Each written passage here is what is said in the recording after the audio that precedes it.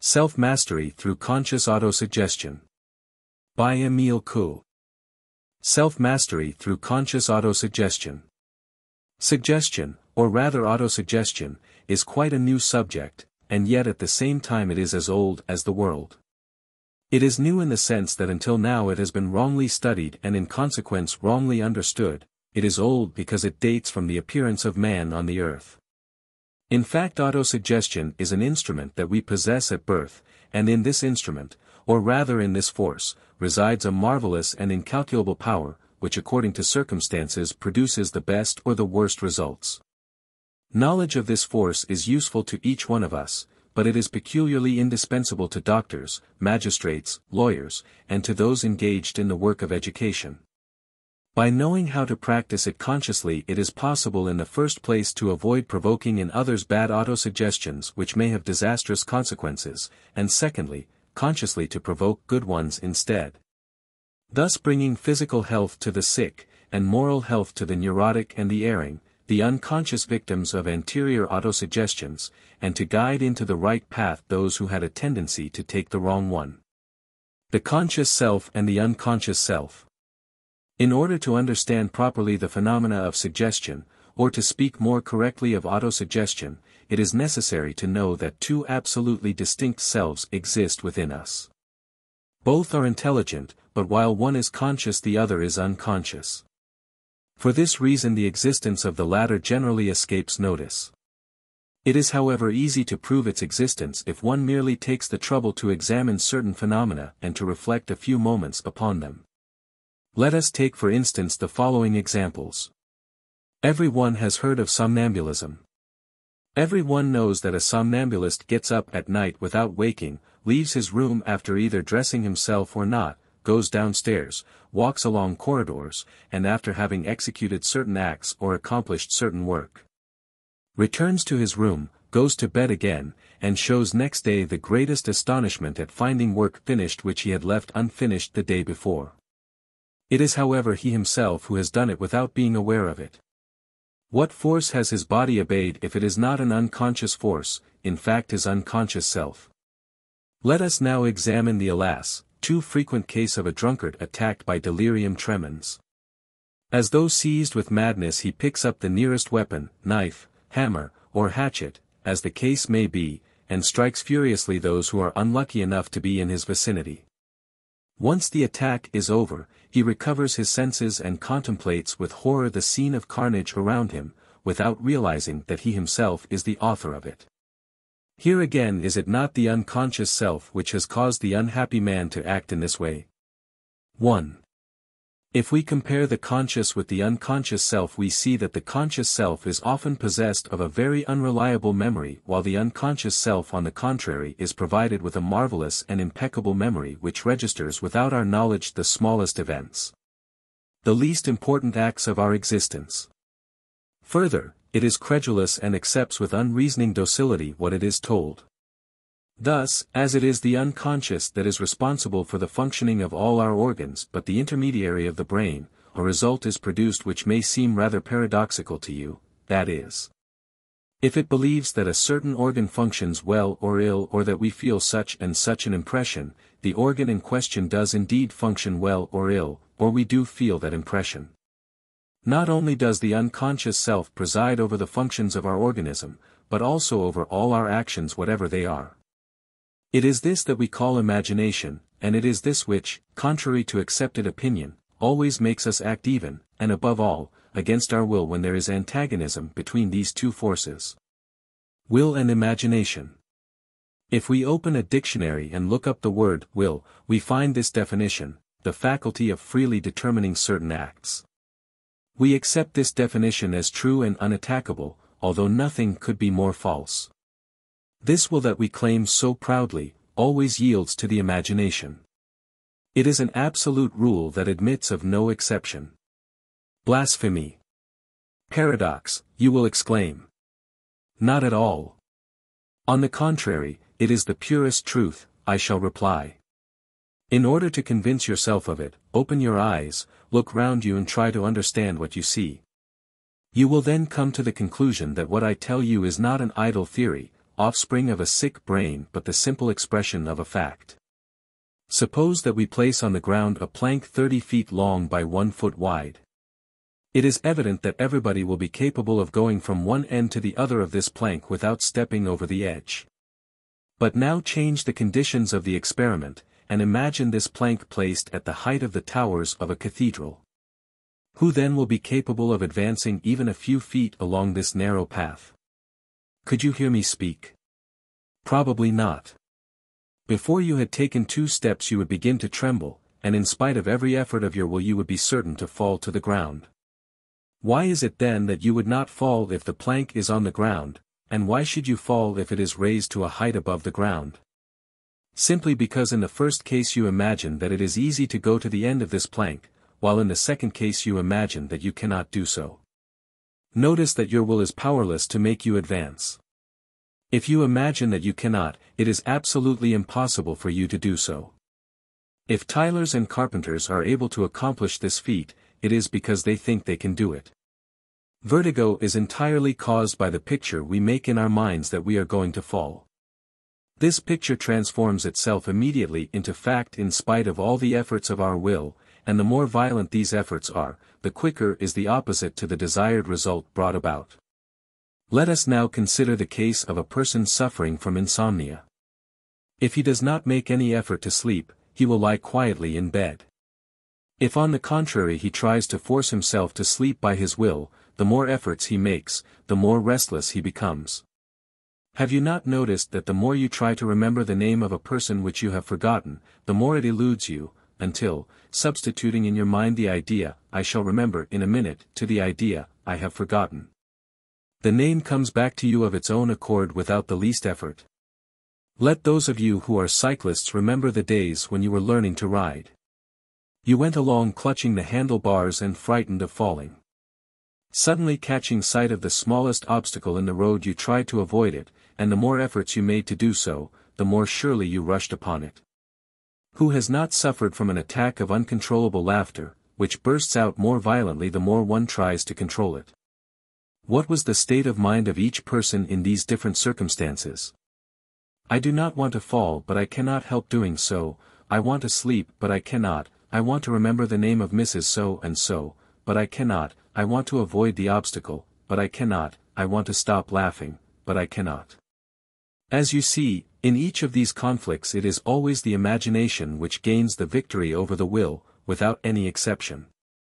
To the same order of ideas belongs the case of the leader who rushes forward at the head of his troops and always carries them along with him, while the cry, each man for himself, is almost certain to cause a defeat. Why is this? It is because in the first case the men imagine that they must go forward, and in the second they imagine that they are conquered and must fly for their lives. Panurge was quite aware of the contagion of example, that is to say the action of the imagination, when, to avenge himself upon a merchant on board the same boat, he bought his biggest sheep and threw it into the sea. Certain beforehand that the entire flock would follow, which indeed happened. We human beings have a certain resemblance to sheep, and involuntarily, we are irresistibly impelled to follow other people's examples, imagining that we cannot do otherwise. I could quote 1,000 other examples but I should fear to bore you by such an enumeration. I cannot however pass by in silence this fact which shows the enormous power of the imagination, or in other words of the unconscious in its struggle against the will. There are certain drunkards who wish to give up drinking, but who cannot do so.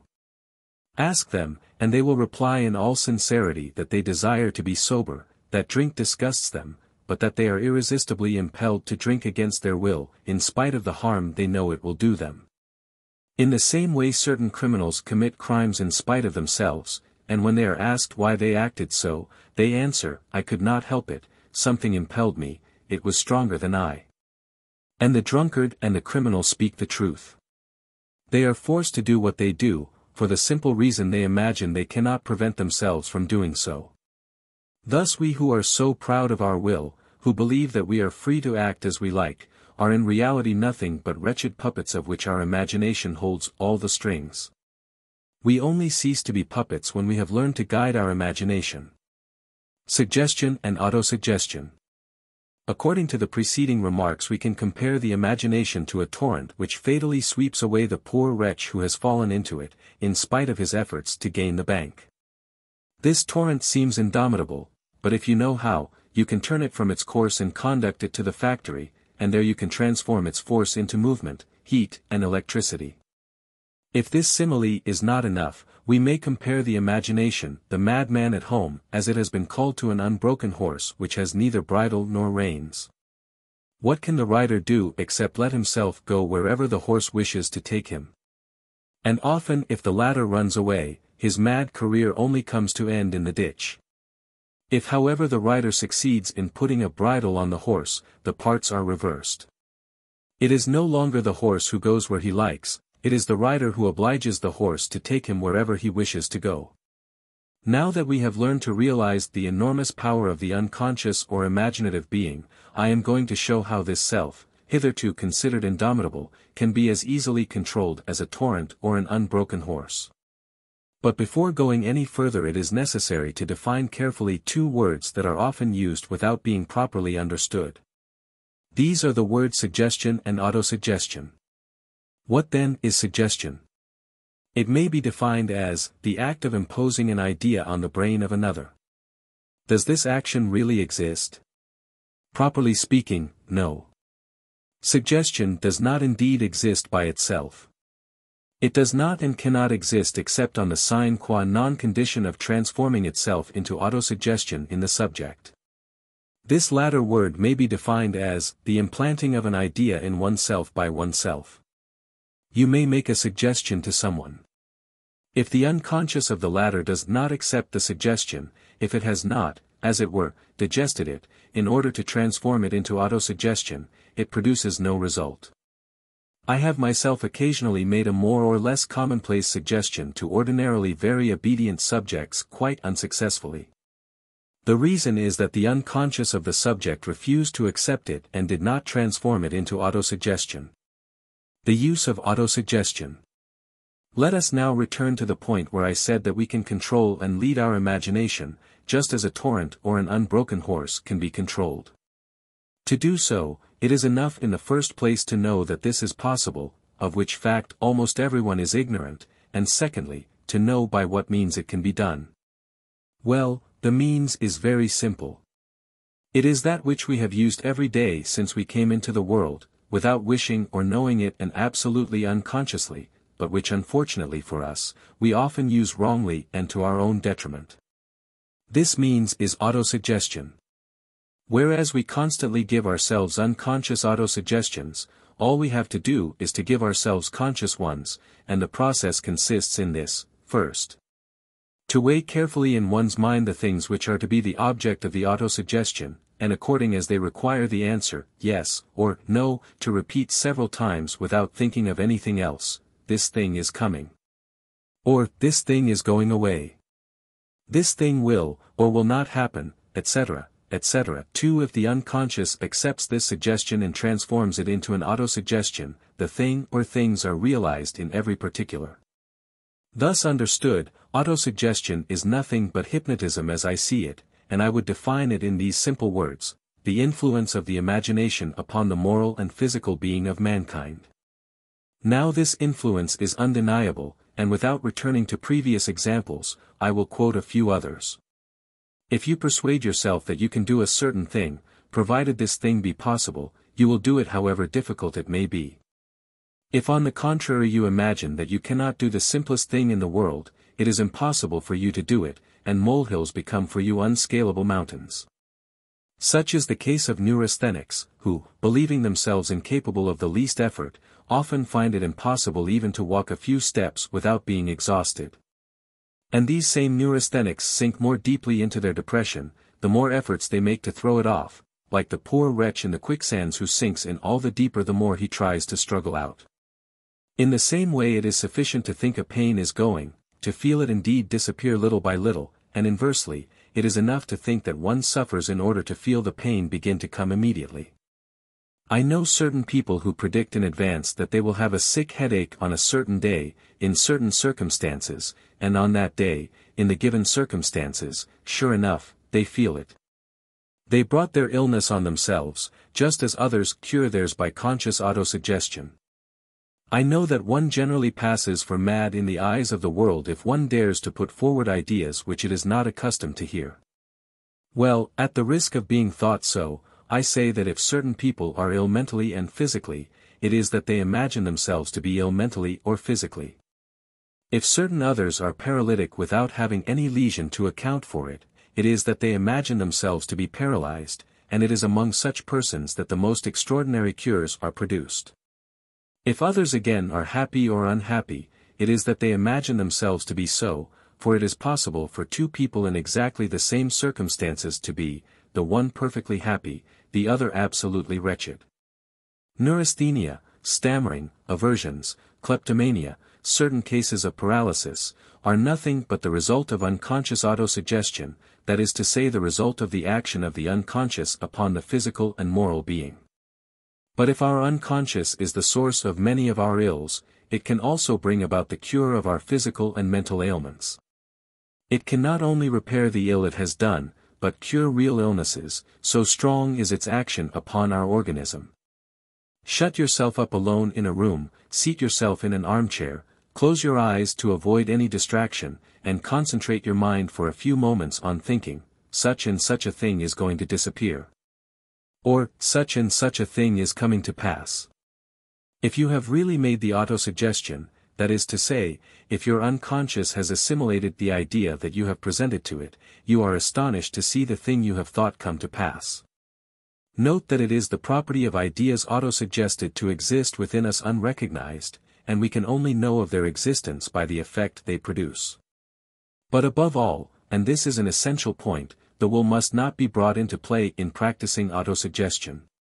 For, if it is not in agreement with the imagination, if one thinks, I will make such and such a thing happen, and the imagination says, you are willing it, but it is not going to be, not only does one not obtain what one wants, but even exactly the reverse is brought about. This remark is of capital importance, and explains why results are so unsatisfactory when, in treating moral ailments, one strives to re-educate the will. It is the training of the imagination which is necessary, and it is thanks to this shade of difference that my method has often succeeded where others and those not the least considered have failed. From the numerous experiments that I have made daily for 20 years, and which I have examined with minute care, I have been able to deduct the following conclusions which I have summed up as laws. 1. When the will and the imagination are antagonistic, it is always the imagination which wins, without any exception. 2. In the conflict between the will and the imagination, the force of the imagination is in direct ratio to the square of the will. 3. When the will and the imagination are in agreement, one does not add to the other, but one is multiplied by the other. 4. The imagination can be directed. The expressions, in direct ratio to the square of the will, and, is multiplied by, are not rigorously exact. They are simply illustrations destined to make my meaning clearer. After what has just been said it would seem that nobody ought to be ill. That is quite true. Every illness, whatever it may be, can yield to autosuggestion, daring and unlikely as my statement may seem. I do not say does always yield, but can yield, which is a different thing. But in order to lead people to practice conscious autosuggestion they must be taught how, just as they are taught to read or write or play the piano. Autosuggestion is, as I said above, an instrument that we possess at birth, and with which we play unconsciously all our life, as a baby plays with its rattle. It is however a dangerous instrument. It can wound or even kill you if you handle it imprudently and unconsciously. It can on the contrary save your life when you know how to employ it consciously. One can say of it as Aesop said of the tongue, it is at the same time the best and the worst thing in the world. I am now going to show you how everyone can profit by the beneficent action of autosuggestion consciously applied. In saying everyone, I exaggerate a little, for there are two classes of persons in whom it is difficult to arouse conscious autosuggestion. 1. The mentally undeveloped who are not capable of understanding what you say to them. 2. Those who are unwilling to understand. How to teach patients to make autosuggestions. The principle of the method may be summed up in these few words: it is impossible to think of two things at once, that is to say that two ideas may be in juxtaposition. But they cannot be superimposed in our mind. Every thought entirely filling our mind becomes true for us and tends to transform itself into action. Thus, if you can make a sick person think that her trouble is getting better, it will disappear. If you succeed in making a kleptomaniac think that he will not steal any more, he will cease to steal, etc., etc. This training, which perhaps seems to you an impossibility, is, however, the simplest thing in the world. It is enough, by a series of appropriate and graduated experiments, to teach the subject, as it were the A, B, C of conscious thought, and here is the series. By following it to the letter, one can be absolutely sure of obtaining a good result, except with the two categories of persons mentioned above. First experiment. Point 3 preparatory. Ask the subject to stand upright, with the body as stiff as an iron bar, the feet close together from toe to heel, while keeping the ankles flexible as if they were hinges. Tell him to make himself like a plank with hinges at its base, which is balanced on the ground.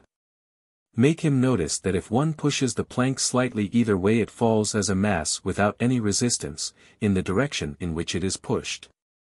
Tell him that you are going to pull him back by the shoulders and that he must let himself fall in your arms without the slightest resistance, turning on his ankles as on hinges, that is to say, keeping the feet fixed to the ground. Then pull him back by the shoulders, and if the experiment does not succeed, repeat it until it does, or nearly so. Second experiment. Begin by explaining to the subject that in order to demonstrate the action of the imagination upon us, you are going to ask him in a moment to think, "I am falling backwards, I am falling backwards." Tell him that he must have no thought but this in his mind, that he must not reflect or wonder if he is going to fall or not, or think that if he falls he may hurt himself, etc. Or fall back purposely to please you, but that if he really feels something impelling him to fall backwards, he must not resist but obey the impulse. Then ask your subject to raise the head high and to shut his eyes, and place your right fist on the back of his neck, and your left hand on his forehead, and say to him, "Now think, I am falling backwards, I am falling backwards, etc., etc." And, indeed, you are falling backwards, you are fall, backwards, etc. At the same time slide the left hand lightly backwards to the left temple, above the ear, and remove very slowly but with a continuous movement the right fist. The subject is immediately felt to make a slight movement backwards, and either to stop himself from falling or else to fall completely. In the first case, tell him that he has resisted, and that he did not think just that he was falling, but that he might hurt himself if he did fall. That is true, for if he had not thought the latter, he would have fallen like a block. Repeat the experiment using a tone of command as if you would force the subject to obey you. Go on with it until it is completely successful or very nearly so. The operator should stand a little behind the subject, the left leg forward and the right leg well behind him, so as not to be knocked over by the subject when he falls. Neglect of this precaution might result in a double fall if the person is heavy. Third experiment. Place the subject facing you, the body still stiff, the ankles flexible, and the feet joined in parallel. Put your two hands on his temples without any pressure, look fixedly, without moving the eyelids, at the root of his nose, and tell him to think, "I am falling forward, I am falling forward." And repeat to him, stressing the syllables, "You are fall, forward, you are fall, forward," without ceasing to look fixedly at him. Fourth experiment. Ask the subject to clasp his hands as tight as possible, that is to say, until the fingers tremble slightly. Look at him in the same way as in the preceding experiment and keep your hands on his as though to squeeze them together still more tightly. Tell him to think that he cannot unclasp his fingers, that you are going to count 3, and that when you say 3, he is to try to separate his hands while thinking all the time, "I cannot do it, I cannot do it." And he will find it impossible. Then count very slowly, 1, 2, 3, and add immediately, detaching the syllables, "You can not do it. You can not do it." If the subject is thinking properly, "I cannot do it," not only is he unable to separate his fingers, but the latter clasp themselves all the more tightly together the more efforts he makes to separate them. He obtains in fact exactly the contrary to what he wants. In a few moments say to him, "Now think, I can do it," and his fingers will separate themselves. Be careful always to keep your eyes fixed on the root of the subject's nose, and do not allow him to turn his eyes away from yours for a single moment. If he is able to unclasp his hands, do not think it is your own fault, it is the subject's. He has not properly thought, "I cannot." Assure him firmly of this, and begin the experiment again. Always use a tone of command which suffers no disobedience. I do not mean that it is necessary to raise your voice, on the contrary it is preferable to employ the ordinary pitch, but stress every word in a dry and imperative tone. When these experiments have been successful, all the others succeed equally well and can be easily obtained by carrying out to the letter the instructions given above.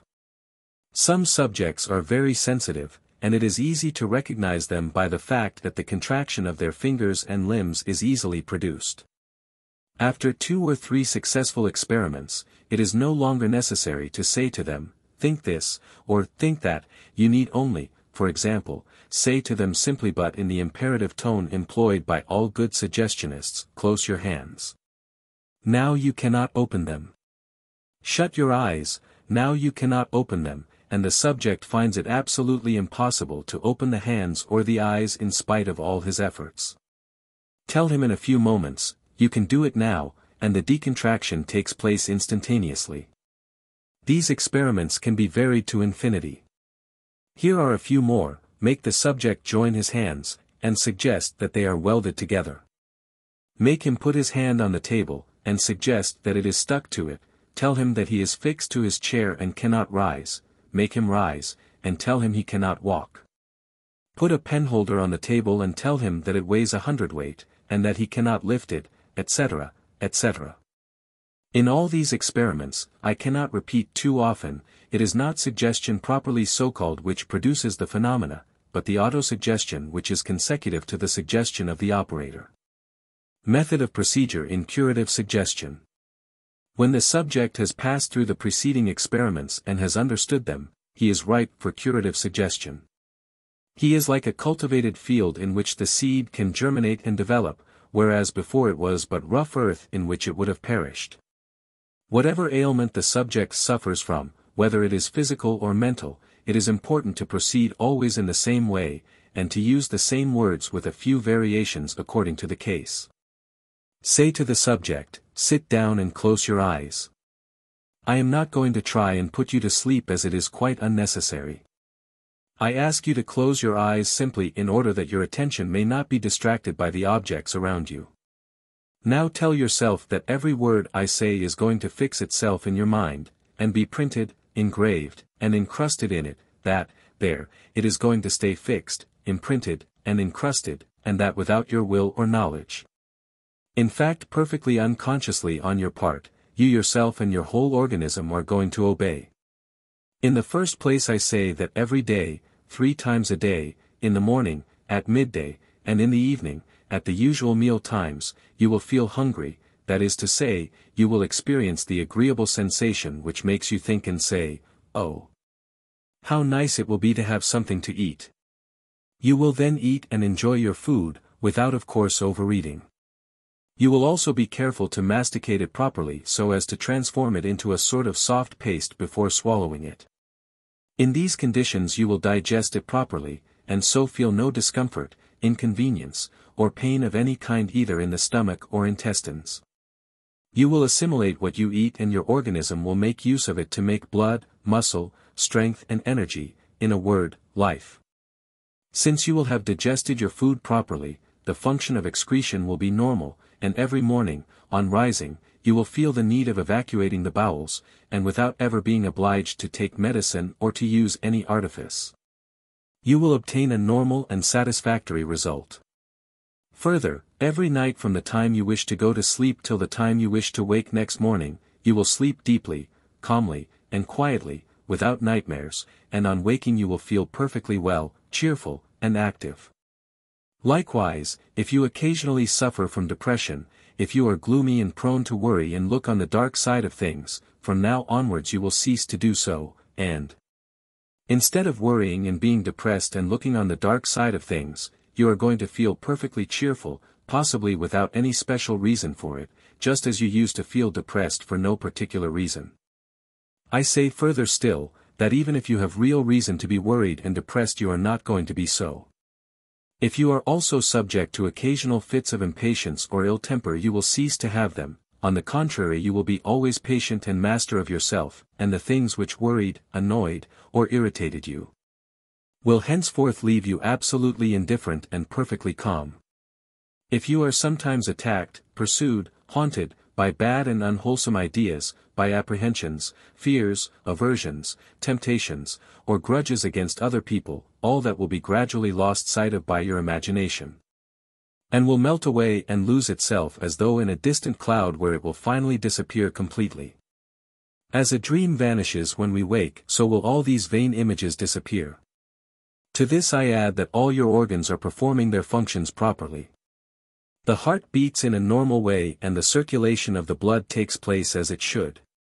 The lungs are carrying out their functions, as also the stomach, the intestines, the liver, the biliary duct, the kidneys, and the bladder. If at the present moment any of them is acting abnormally, that abnormality is becoming less every day, so that quite soon it will have vanished completely, and the organ will have recovered its normal function. Further, if there should be any lesions in any of these organs, they will get better from day to day and will soon be entirely healed. With regard to this, I may say that it is not necessary to know which organ is affected for it to be cured. Under the influence of the autosuggestion, every day, in every respect, I am getting better and better. The unconscious acts upon the organ which it can pick out itself. I must also add, and it is extremely important, that if up to the present you have lacked confidence in yourself, I tell you that this self-distrust will disappear little by little and give place to self-confidence. Based on the knowledge of this force of incalculable power which is in each one of us. It is absolutely necessary for every human being to have this confidence. Without it one can accomplish nothing, with it one can accomplish whatever one likes, within reason, of course. You are then going to have confidence in yourself, and this confidence gives you the assurance that you are capable of accomplishing perfectly well whatever you wish to do, on condition that it is reasonable and whatever it is your duty to do. So when you wish to do something reasonable, or when you have a duty to perform, always think that it is easy, and make the words difficult, impossible, I cannot, it is stronger than I cannot prevent myself from. Disappear from your vocabulary, they are not English. What is English is, it is easy and I can. By considering the thing easy it becomes so for you, although it might seem difficult to others. You will do it quickly and well, and without fatigue, because you do it without effort, whereas if you had considered it as difficult or impossible it would have become so for you, simply because you would have thought it so. To these general suggestions, which will perhaps seem long and even childish to some of you, but which are necessary, must be added those which apply to the particular case of the patient you are dealing with. All these suggestions must be made in a monotonous and soothing voice, always emphasizing the essential words, which although it does not actually send the subject to sleep, at least makes him feel drowsy, and think of nothing in particular. When you have come to the end of the series of suggestions you address the subject in these terms. In short, I mean that from every point of view, physical as well as mental, you are going to enjoy excellent health. Better health than that you have been able to enjoy up to the present. Now I am going to count 3, and when I say 3, you will open your eyes and come out of the passive state in which you are now. You will come out of it quite naturally, without feeling in the least drowsy or tired. On the contrary, you will feel strong, vigorous, alert, active, full of life. Further still, you will feel very cheerful and fit in every way. 1, 2, 3. At the word 3, the subject opens his eyes, always with a smile and an expression of well-being and contentment on his face. Sometimes, though rarely, the patient is cured on the spot. At other times, and this is more generally the case, he finds himself relieved, his pain or his depression has partially or totally disappeared, though only for a certain lapse of time. In every case it is necessary to renew the suggestions more or less frequently according to your subject, being careful always to space them out at longer and longer intervals, according to the progress obtained until they are no longer necessary. That is to say, when the cure is complete. Before sending away your patient, you must tell him that he carries within him the instrument by which he can cure himself, and that you are, as it were, only a professor teaching him to use this instrument, and that he must help you in your task. Thus, every morning before rising, and every night on getting into bed, he must shut his eyes and in thought transport himself into your presence, and then repeat 20 times consecutively in a monotonous voice, counting by means of a string with 20 knots in it, this little phrase. Every day, in every respect, I am getting better and better. In his mind he should emphasize the words, in every respect, which applies to every need, mental or physical. This general suggestion is more efficacious than special ones. Thus it is easy to realize the part played by the giver of the suggestions. He is not a master who gives orders, but a friend, a guide, who leads the patient step by step on the road to health. As all the suggestions are given in the interest of the patient, the unconscious of the latter asks nothing better than to assimilate them and transform them into autosuggestions. When this has been done, the cure is obtained more or less rapidly according to circumstances. The superiority of this method.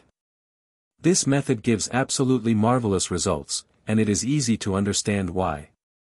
Indeed, by following out my advice, it is impossible to fail, except with the two classes of persons mentioned above, who fortunately represent barely 3% of the whole. If, however, you try to put your subjects to sleep right away, without the explanations and preliminary experiments necessary to bring them to accept the suggestions and to transform them into autosuggestions, you cannot and will not succeed except with peculiarly sensitive subjects, and these are rare. Everybody may become so by training, but very few are so sufficiently without the preliminary instruction that I recommend, which can be done in a few minutes. Formerly, imagining that suggestions could only be given during sleep, I always tried to put my patient to sleep.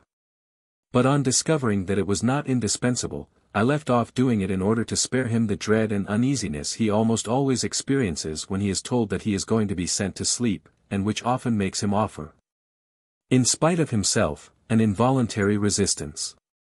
If, on the contrary, you tell him that you are not going to put him to sleep as there is no need to do so, you gain his confidence.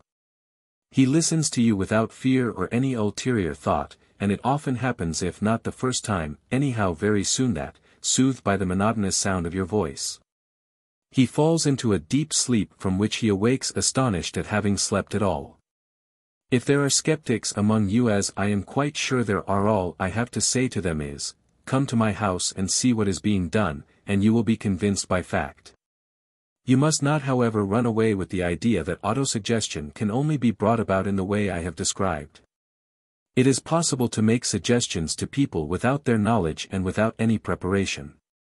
For instance, if a doctor who by his title alone has a suggestive influence on his patient, tells him that he can do nothing for him, and that his illness is incurable, he provokes in the mind of the latter an autosuggestion which may have the most disastrous consequences. If, however, he tells him that his illness is a serious one, it is true, but that with care, time, and patience, he can be cured, he sometimes and even often obtains results which will surprise him. Here is another example: if a doctor, after examining his patient, writes a prescription and gives it to him without any comment, the remedies prescribed will not have much chance of succeeding. If, on the other hand, he explains to his patient that such and such medicines must be taken in such and such conditions and that they will produce certain results, those results are practically certain to be brought about. If in this hall there are medical men or brother chemists, I hope they will not think me their enemy. I am on the contrary their best friend. On the one hand, I should like to see the theoretical and practical study of suggestion on the syllabus of the medical schools for the great benefit of the sick and of the doctors themselves.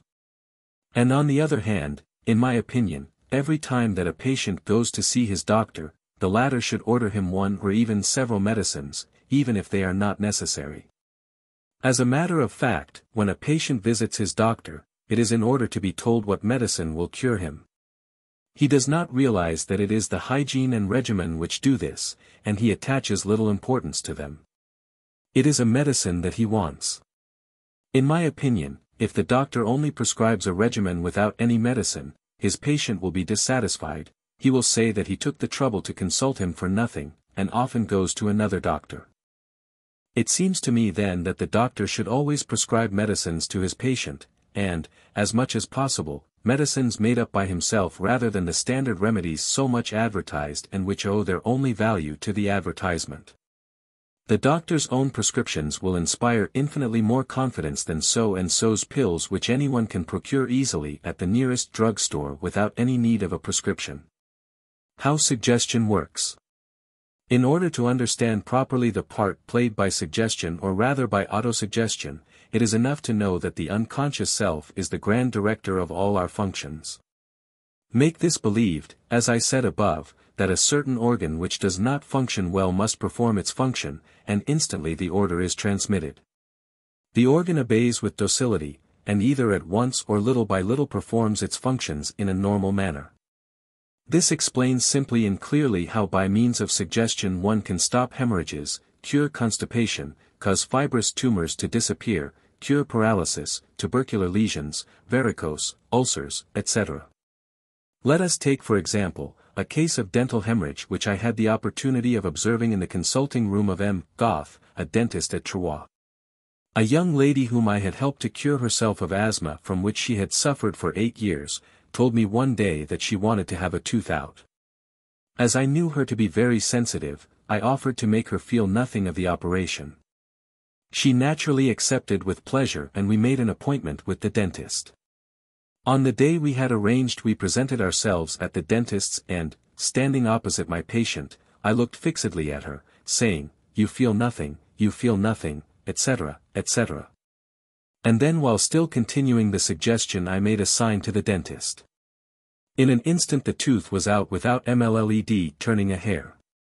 As fairly often happens, a hemorrhage followed, but I told the dentist that I would try suggestion without his using a hemostatic, without knowing beforehand what would happen.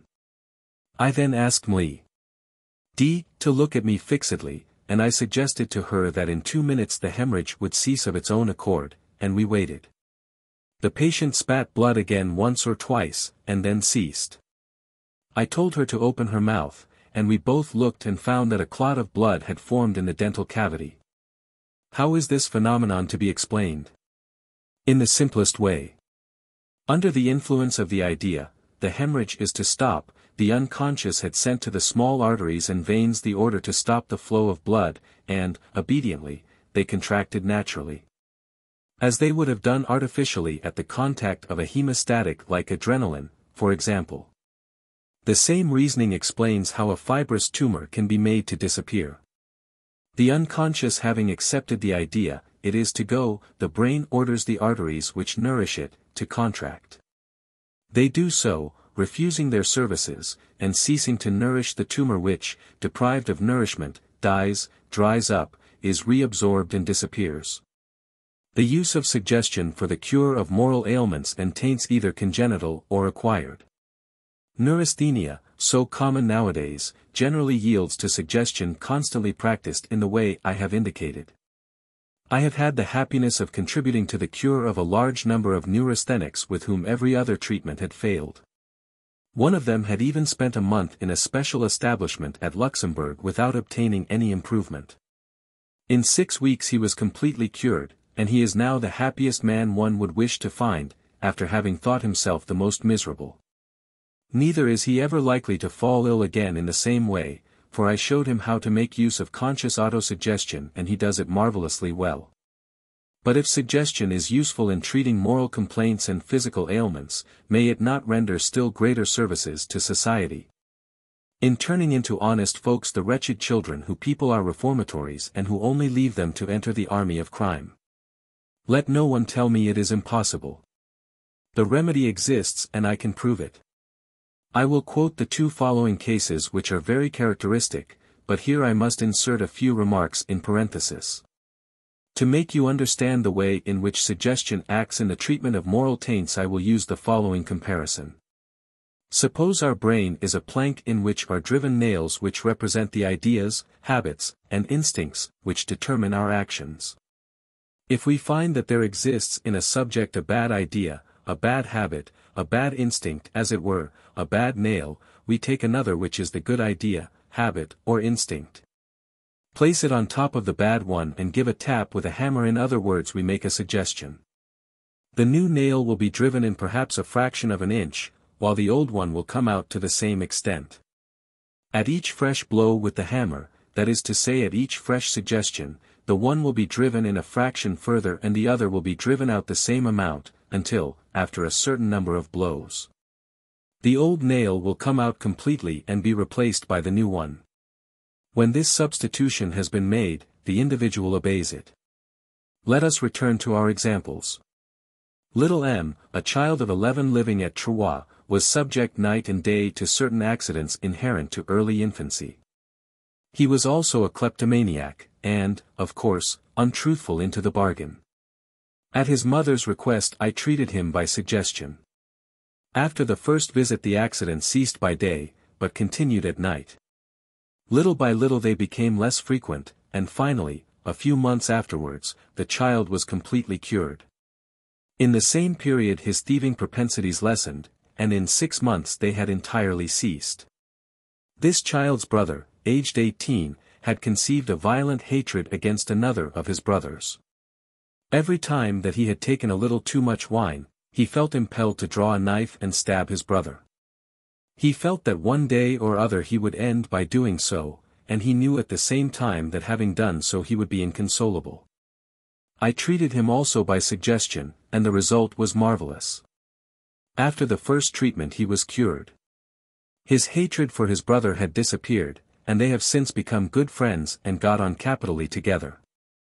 I followed up the case for a long time, and the cure was permanent. Since such results are to be obtained by suggestion, would it not be beneficial, I might even say indispensable, to take up this method and introduce it into our reformatories? I am absolutely convinced that if suggestion were daily applied to vicious children, more than 50% could be reclaimed. Would it not be an immense service to render society, to bring back to it sane and well members of it who were formerly corroded by moral decay? Perhaps I shall be told that suggestion is a dangerous thing, and that it can be used for evil purposes. This is no valid objection, first because the practice of suggestion would only be confided, by the patient, to reliable and honest people, to the reformatory doctors, for instance, and on the other hand, those who seek to use it for evil ask no one's permission. But even admitting that it offers some danger, which is not so, I should like to ask whoever proffers the objection, to tell me what thing we use that is not dangerous. Is it steam? Gunpowder? Railways? Ships? Electricity? Automobiles? Aeroplanes? Are the poisons not dangerous which we, doctors and chemists, use daily in minute doses, and which might easily destroy the patient if, in a moment's carelessness, we unfortunately made a mistake in weighing them out? A few typical cures. This little work would be incomplete if it did not include a few examples of the cures obtained. It would take too long, and would also perhaps be somewhat tiring if I were to relate all those in which I have taken part. I will therefore content myself by quoting a few of the most remarkable. Emile D. of Troyes had suffered for 8 years from asthma which obliged her to sit up in bed nearly all night, fighting for breath.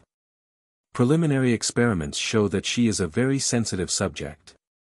She sleeps immediately, and the suggestion is given. From the first treatment there is an enormous improvement. The patient has a good night, only interrupted by one attack of asthma which only lasts a quarter of an hour. In a very short time the asthma disappears completely and there is no relapse later on. M., a working hosier living at Saint-Savin near Troyes, paralyzed for 2 years as the result of injuries at the junction of the spinal column and the pelvis. The paralysis is only in the lower limbs, in which the circulation of the blood has practically ceased, making them swollen, congested, and discolored. Several treatments, including the antisyphilitic, have been tried without success. Preliminary experiments successful, suggestion applied by me, and autosuggestion by the patient for 8 days. At the end of this time there is an almost imperceptible but still appreciable movement of the left leg. Renewed suggestion. In 8 days the improvement is noticeable. Every week or fortnight there is an increased improvement with progressive lessening of the swelling, and so on. 11 months afterwards, on the 1st of November, 1906, the patient goes downstairs alone and walks 800 yards, and in the month of July, 1907, goes back to the factory where he has continued to work since that time, with no trace of paralysis. M. A. G., living at Troyes, has long suffered from enteritis, for which different treatments have been tried in vain. He is also in a very bad state mentally, being depressed, gloomy, unsociable, and obsessed by thoughts of suicide. Preliminary experiments easy, followed by suggestion which produces an appreciable result from the very day. For 3 months, daily suggestions to begin with, then at increasingly longer intervals. At the end of this time, the cure is complete, the enteritis has disappeared, and his morals have become excellent. As the cure dates back 12 years without the shadow of a relapse, it may be considered as permanent. M. G. is a striking example of the effects that can be produced by suggestion, or rather by autosuggestion. At the same time as I made suggestions to him from the physical point of view, I also did so from the mental, and he accepted both suggestions equally well. Every day his confidence in himself increased, and as he was an excellent workman, in order to earn more, he looked out for a machine which would enable him to work at home for his employer. A little later a factory owner, having seen with his own eyes what a good workman he was, entrusted him with the very machine he desired. Thanks to his skill he was able to turn out much more than an ordinary workman, and his employer, delighted with the result, gave him another and yet another machine, until M. G., who, but for suggestion, would have remained an ordinary workman, is now in charge of 6 machines which bring him a very handsome profit. Madame D., at Troyes, about 30 years of age. She is in the last stages of consumption, and grows thinner daily in spite of special nourishment. She suffers from coughing and spitting, and has difficulty in breathing. In fact, from all appearances she has only a few months to live. Preliminary experiments show great sensitiveness, and suggestion is followed by immediate improvement. From the next day the morbid symptoms begin to lessen. Every day the improvement becomes more marked, the patient rapidly puts on flesh, although she no longer takes special nourishment. In a few months the cure is apparently complete. This person wrote to me on the 1st of January, 1911, that is to say 8 months after I had left Troyes, to thank me and to tell me that, although pregnant, she was perfectly well. I have purposely chosen these cases dating some time back, in order to show that the cures are permanent, but I should like to add a few more recent ones. M. X., post office clerk at Lunéville. Having lost one of his children in January, 1910, the trouble produces in him a cerebral disturbance which manifests itself by uncontrollable nervous trembling. His uncle brings him to me in the month of June. Preliminary experiments followed by suggestion. For days afterwards the patient returns to tell me that the trembling has disappeared. I renew the suggestion and tell him to return in 8 days. A week, then a fortnight, then 3 weeks, then a month, pass by without my hearing any more of him. Shortly afterwards his uncle comes and tells me that he has just had a letter from his nephew, who is perfectly well. He has taken on again his work as telegraphist which he had been obliged to give up, and the day before, he had sent off a telegram of 170 words without the least difficulty. He could easily, he added in his letter, have sent off an even longer one. Since then he has had no relapse. M. Y., of Nancy, has suffered from neurasthenia for several years. He has aversions, nervous fears, and disorders of the stomach and intestines. He sleeps badly, is gloomy and is haunted by ideas of suicide. He staggers when he walks like a drunken man, and can think of nothing but his trouble. All treatments have failed and he gets worse and worse. A stay in a special nursing home for such cases has no effect whatever. M. Y. comes to see me at the beginning of October, 1910. Preliminary experiments comparatively easy. I explain to the patient the principles of autosuggestion, and the existence within us of the conscious and the unconscious self, and then make the required suggestion. For 2 or 3 days M. Y has a little difficulty with the explanations I have given him. In a short time light breaks in upon his mind, and he grasps the whole thing. I renew the suggestion, and he makes it himself too every day. The improvement, which is at first slow, becomes more and more rapid, and in a month and a half the cure is complete. The ex-invalid who had lately considered himself the most wretched of men, now thinks himself the happiest. M.E. of Troyes. An attack of gout, the right ankle is inflamed and painful, and he is unable to walk. The preliminary experiments show him to be a very sensitive subject. After the first treatment he is able to regain, without the help of his stick, the carriage which brought him, and the pain has ceased. The next day he does not return as I had told him to do. Afterwards his wife comes alone and tells me that morning her husband had got up, put on his shoes, and gone off on his bicycle to visit his yards. He is a painter. It is needless to tell you my utter astonishment. I was not able to follow up this case, as the patient never deigned to come and see me again, but some time afterward I heard that he had had no relapse. Madame T. of Nancy. Neurasthenia, dyspepsia, gastralgia, enteritis, and pains in different parts of the body. She has treated herself for several years with a negative result. I treat her by suggestion, and she makes autosuggestions for herself every day. From the first day there is a noticeable improvement which continues without interruption. At the present moment this person has long been cured mentally and physically, and follows no regimen. She thinks that she still has perhaps a slight touch of enteritis, but she is not sure. Madame X, a sister of Madame T. Acute neurasthenia, she stays in bed a fortnight every month, as it is totally impossible for her to move or work. She suffers from lack of appetite, depression, and digestive disorders. She is cured by one visit, and the cure seems to be permanent as she has had no relapse. Madame H, at Maxville. General eczema, which is particularly severe on the left leg. Both legs are inflamed, above all at the ankles, walking is difficult and painful.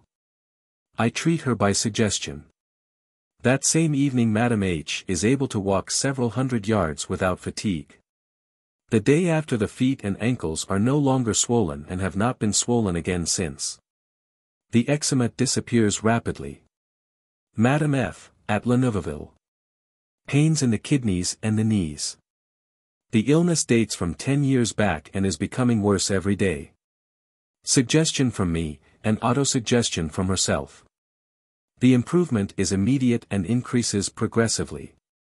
The cure is obtained rapidly, and is a permanent one. Madame Z, of Nancy, felt ill in January, 1910, with congestion of the lungs, from which she had not recovered 2 months later. She suffers from general weakness, loss of appetite, bad digestive trouble, rare and difficult bowel action, insomnia, copious night sweats. After the first suggestion, the patient feels much better, and 2 days later she returns and tells me that she feels quite well. Every trace of illness has disappeared, and all the organs are functioning normally. 3 or 4 times she had been on the point of sweating, but each time prevented it by the use of conscious autosuggestion. From this time Madame Z has enjoyed perfectly good health. M. X, at Belfort, cannot talk for more than 10 minutes or a quarter of an hour without becoming completely aphonous. Different doctors consulted find no lesion in the vocal organs, but one of them says that M. X suffers from senility of the larynx, and this conclusion confirms him in the belief that he is incurable. He comes to spend his holidays at Nancy, and a lady of my acquaintance advises him to come and see me.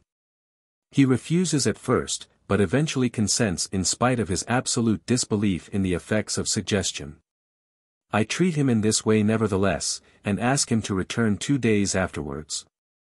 He comes back on the appointed day, and tells me that the day before he was able to converse the whole afternoon without becoming aphonous. 2 days later he returns again to say that his trouble had not reappeared, although he had not only conversed a great deal but even sung the day before. The cure still holds good, and I am convinced that it will always do so. Before closing, I should like to say a few words on the application of my method to the training and correction of children by their parents. The latter should wait until the child is asleep, and then one of them should enter his room with precaution, stop a yard from his bed, and repeat 15 or 20 times in a murmur all the things they wish to obtain from the child. From the point of view of health, work, sleep, application, conduct, etc. He should then retire as he came, taking great care not to awake the child. This extremely simple process gives the best possible results, and it is easy to understand why. When the child is asleep, his body and his conscious self are at rest and, as it were, annihilated. His unconscious self, however, is awake. It is then to the latter alone that one speaks, and as it is very credulous it accepts what one says to it without dispute, so that, little by little, the child arrives at making of himself what his parents desire him to be. Conclusion. What conclusion is to be drawn from all this? The conclusion is very simple and can be expressed in a few words. We possess within us a force of incalculable power, which, when we handle it unconsciously, is often prejudicial to us. If on the contrary we direct it in a conscious and wise manner, it gives us the mastery of ourselves and allows us not only to escape and to aid others to escape from physical and mental ills, but also to live in relative happiness, whatever the conditions in which we may find ourselves. Lastly, and above all, it should be applied to the moral regeneration of those who have wandered from the right path. How do you find this book? Any thoughts about the book or the author? Any suggestion for improvement? Please take a moment to share your thoughts in a comment. If you like it, share it with your friends who might enjoy it as well. Subscribe to keep in touch. Visit CompleteAudiobooks.com for more quality content. Thoughts and Precepts of Emile Coué. Taken down literally by Madame Emile Leon, his disciple. Do not spend your time in thinking of illness you might have, for if you have no real ones you will create artificial ones. When you make conscious autosuggestions, do it naturally, simply, with conviction, and above all without any effort. If unconscious and bad autosuggestions are so often realized, it is because they are made without effort. Be sure that you will obtain what you want, and you will obtain it, so long as it is within reason. To become master of oneself, it is enough to think that one is becoming so. Your hands tremble, your steps falter, tell yourself that all that is going to cease, and little by little it will disappear. It is not in me but in yourself that you must have confidence, for it is in yourself alone that dwells the force which can cure you. My part simply consists in teaching you to make use of that force. Never discuss things you know nothing about, or you will only make yourself ridiculous. Things which seem miraculous to you have a perfectly natural cause. If they seem extraordinary, it is only because the cause escapes you. When you know that, you realize that nothing could be more natural. When the will and the imagination are in conflict, it is always the imagination which wins. Such a case is only too frequent, and then not only do we not do what we want, but just the contrary of what we want. For example, the more we try to go to sleep, the more we try to remember the name of someone, the more we try to stop laughing, the more we try to avoid an obstacle, while thinking that we cannot do so, the more excited we become. The less we can remember the name, the more uncontrollable our laughter becomes, and the more surely we rush upon the obstacle. It is then the imagination and not the will which is the most important faculty of man, and thus it is a serious mistake to advise people to train their wills. It is the training of their imaginations which they ought to set about. Things are not for us what they are, but what they seem. This explains the contradictory evidence of persons speaking in all good faith. By believing oneself to be the master of one's thoughts, one becomes so. Every one of our thoughts, good or bad, becomes concrete, materializes, and becomes in short a reality. We are what we make ourselves and not what circumstances make us. Whoever starts off in life with the idea, I shall succeed, always does succeed because he does what is necessary to bring about this result. If only one opportunity presents itself to him, and if this opportunity has, as it were, only one hair on its head, he seizes it by that one hair. Further, he often brings about unconsciously or not, propitious circumstances. He who on the contrary always doubts himself, never succeeds in doing anything. He might find himself in the midst of an army of opportunities with heads of hair like Absalom, and yet he would not see them and could not seize a single one, even if he had only to stretch out his hand in order to do so. And if he brings about circumstances, they are generally unfavorable ones. Do not then blame fate, you have only yourself to blame. People are always preaching the doctrine of effort, but this idea must be repudiated. Effort means will, and will means the possible entrance of the imagination in opposition, and the bringing about of the exactly contrary result to the desired one. Always think that what you have to do is easy, if possible. In this state of mind you will not spend more of your strength than just what is necessary. If you consider it difficult, you will spend 10, 20 times more strength than you need, in other words you will waste it. Autosuggestion is an instrument which you have to learn how to use just as you would for any other instrument. An excellent gun in inexperienced hands only gives wretched results, but the more skilled the same hands become, the more easily they place the bullets in the target. Conscious autosuggestion, made with confidence, with faith, with perseverance, realizes itself mathematically, within reason. When certain people do not obtain satisfactory results with autosuggestion, it is either because they lack confidence, or because they make efforts, which is the more frequent case. To make good suggestions it is absolutely necessary to do it without effort. The latter implies the use of the will, which must be entirely put aside. One must have recourse exclusively to the imagination. Many people who have taken care of their health all their life in vain, imagine that they can be immediately cured by autosuggestion. It is a mistake, for it is not reasonable to think so. It is no use expecting from suggestion more than it can normally produce, that is to say, a progressive improvement which little by little transforms itself into a complete cure, when that is possible. The means employed by the healers all go back to autosuggestion, that is to say that these methods, whatever they are, words, incantations, gestures, staging, all produce in the patient the autosuggestion of recovery. Every illness has two aspects unless it is exclusively a mental one. Indeed, on every physical illness a mental one comes and attaches itself. If we give to the physical illness the coefficient 1, the mental illness may have the coefficient 1, 2, 10, 20, 50, 100, and more. In many cases this can disappear instantaneously, and if its coefficient is a very high 1, 100 for instance, while that of the physical ailment is 1, only this latter is left, a 101st of the total illness. Such a thing is called a miracle, and yet there is nothing miraculous about it. Contrary to common opinion, physical diseases are generally far more easily cured than mental ones. Buffon used to say, "Style is the man." We would put in that, man is what he thinks. The fear of failure is almost certain to cause failure, in the same way as the idea of success brings success, and enables one always to surmount the obstacles that may be met with. Conviction is as necessary to the suggester as to his subject. It is this conviction, this faith, which enables him to obtain results where all other means have failed. It is not the person who acts, it is the method. Contrary to general opinion, suggestion, or autosuggestion can bring about the cure of organic lesions. Formerly it was believed that hypnotism could only be applied to the treatment of nervous illnesses. Its domain is far greater than that. It is true that hypnotism acts through the intermediary of the nervous system, but the nervous system dominates the whole organism. The muscles are set in movement by the nerves. The nerves regulate the circulation by their direct action on the heart, and by their action on the blood vessels which they dilate or contract. The nerves act then on all the organs, and by their intermediation all the unhealthy organs may be affected. Dr. Paul Jouard, president of the Société Universelle d'Études Psychiques, Bull. No. 4 of the S.L.P.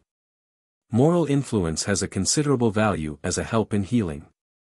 It is a factor of the first order which it would be very wrong to neglect, since in medicine as in every branch of human activity it is the spiritual forces which lead the world. Dr. Louis Renan, lecturing professor at the Faculty of Medicine of Paris, and doctor at the Necker Hospital. Never lose sight of the great principle of autosuggestion, optimism always and in spite of everything, even when events do not seem to justify it. René de Droboy, Bull. 11 of the SLPA. Suggestion sustained by faith is a formidable force. Dr. A. L., Paris, July, 1920. To have and to inspire unalterable confidence, one must walk with the assurance of perfect sincerity, and in order to possess this assurance and sincerity, one must wish for the good of others more than one's own. Culture de la force morale, by C. Baudouin. Observations on what autosuggestion can do. Young B., 13 years old, enters the hospital in January 1912. He has a very serious heart complaint characterized by a peculiarity in the respiration. He has such difficulty in breathing that he can only take very slow and short steps. The doctor who attends him, one of our best practitioners, predicts a rapid and fatal issue. The invalid leaves the hospital in February, no better. A friend of his family brings him to me, and when I see him I regard him as a hopeless case, but nevertheless I make him pass through the preliminary experiments which are marvelously successful. After having made him a suggestion and advised him to do the same thing for himself, I tell him to come back in 2 days. When he does so I notice to my astonishment a remarkable improvement in his respiration and his walking. I renew the suggestion and 2 days afterwards, when he returns the improvement has continued, and so it is at every visit. So rapid is the progress that he makes that, 3 weeks after the first visit, my little patient is able to go on foot with his mother to the plateau of Villers. He can breathe with ease and almost normally, he can walk without getting out of breath, and can mount the stairs, which was impossible for him before. As the improvement is steadily maintained, little B asks me if he can go and stay with his grandmother at Carrigan. As he seems well I advise him to do so, and he goes off, but sends me news of himself from time to time. His health is becoming better and better, he has a good appetite, digests and assimilates his food well, and the feeling of oppression has entirely disappeared. Not only can he walk like everybody else, but he even runs and chases butterflies. He returns in October, and I can hardly recognize him, for the bent and puny little fellow who had left me in May has become a tall upright boy, whose face beams with health. He has grown 12 centimeters and gained 19 pounds in weight. Since then he has lived a perfectly normal life, he runs up and down stairs, rides a bicycle, and plays football with his comrades. MLLEX, of Geneva, aged 13. Sore on the temple considered by several doctors as being of tubercular origin. For a year and a half it has refused to yield to the different treatments ordered. She is taken to M. Baudouin, a follower of M. Coué at Geneva, who treats her by suggestion and tells her to return in a week. When she comes back the sore has healed. MLLEZ, also of Geneva. Has had the right leg drawn up for 17 years, owing to an abscess above the knee which had to be operated upon. She asks M. Baudouin to treat her by suggestion, and hardly has he begun when the leg can be bent and unbent in a normal manner. There was of course a psychological cause in this case. Madame Urbain Marie, aged 55, at Maxaville. Varicose Nicer, dating from more than a year and a half. First visit in September, 1915, and a second one a week later. In a fortnight the cure is complete. Emile Coué, 10 years old, Grand Rue, 19, a refugee from Metz. Some unknown heart complaint with vegetations. Every night loses blood by the mouth. Comes first in July, 1915, and after a few visits the loss of blood diminishes, and continues to do so until by the end of November it has ceased completely. The vegetations also seem to be no longer there, and by August, 1916, there had been no relapse. M. Hazet, aged 48, living at Bryn. Invalid the 15th of January, 1915, with specific chronic bronchitis, which is getting worse every day. He comes into me in October, 1915. The improvement is immediate, and has been maintained since. At the present moment, although he is not completely cured, he is very much better. M.B. has suffered for 24 years from frontal sinus, which had necessitated 11 operations. In spite of all that had been done, the sinus persisted, accompanied by intolerable pains. The physical state of the patient was pitiable in the extreme. He had violent and almost continuous pain, extreme weakness, lack of appetite, could neither walk, read, nor sleep, etc.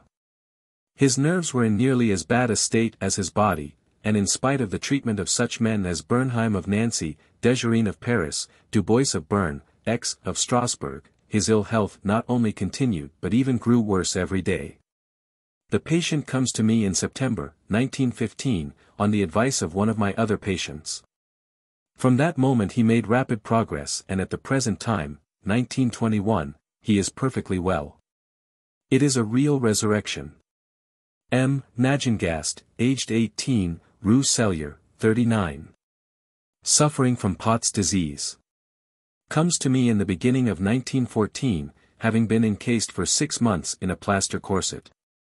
Comes regularly twice a week to the Séances, and makes for himself the usual suggestion morning and evening.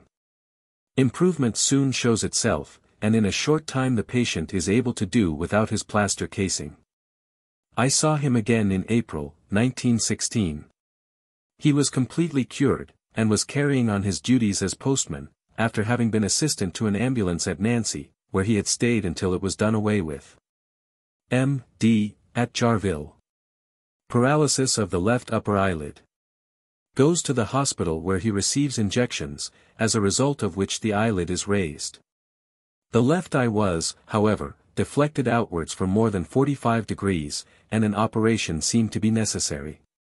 It was at this moment that he came to me, and thanks to autosuggestion the eye went back little by little to its normal position. Madame L. of Nancy. Continuous pain in the right side of the face, which had gone on for 10 years. She has consulted many doctors whose prescriptions seemed of no use, and an operation is judged to be necessary. The patient comes to me on the 25th of July, 1916, and there is an immediate improvement. In about 10 days' time the pain has entirely vanished, and up to the 20th of December, there had been no recurrence.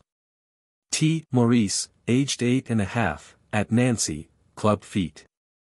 A first operation cures, or nearly so, the left foot, while the right one still remains crippled. 2 subsequent operations do no good. The child is brought to me for the first time in February, 1915. He walks pretty well, thanks to 2 contrivances which hold his feet straight. The first visit is followed by an immediate improvement, and after the second, the child is able to walk in ordinary boots. The improvement becomes more and more marked. By the 17th of April the child is quite well. The right foot, however, is not now quite so strong as it was, owing to a sprain which he gave it in February, 1916. Mui X, at Blainville. A sore on the left foot, probably of specific origin. A slight sprain has brought about a swelling of the foot accompanied by acute pains. Different treatments have only had a negative effect, and in a little while a suppurating sore appears which seems to indicate caries of the bone. Walking becomes more and more painful and difficult in spite of the treatment.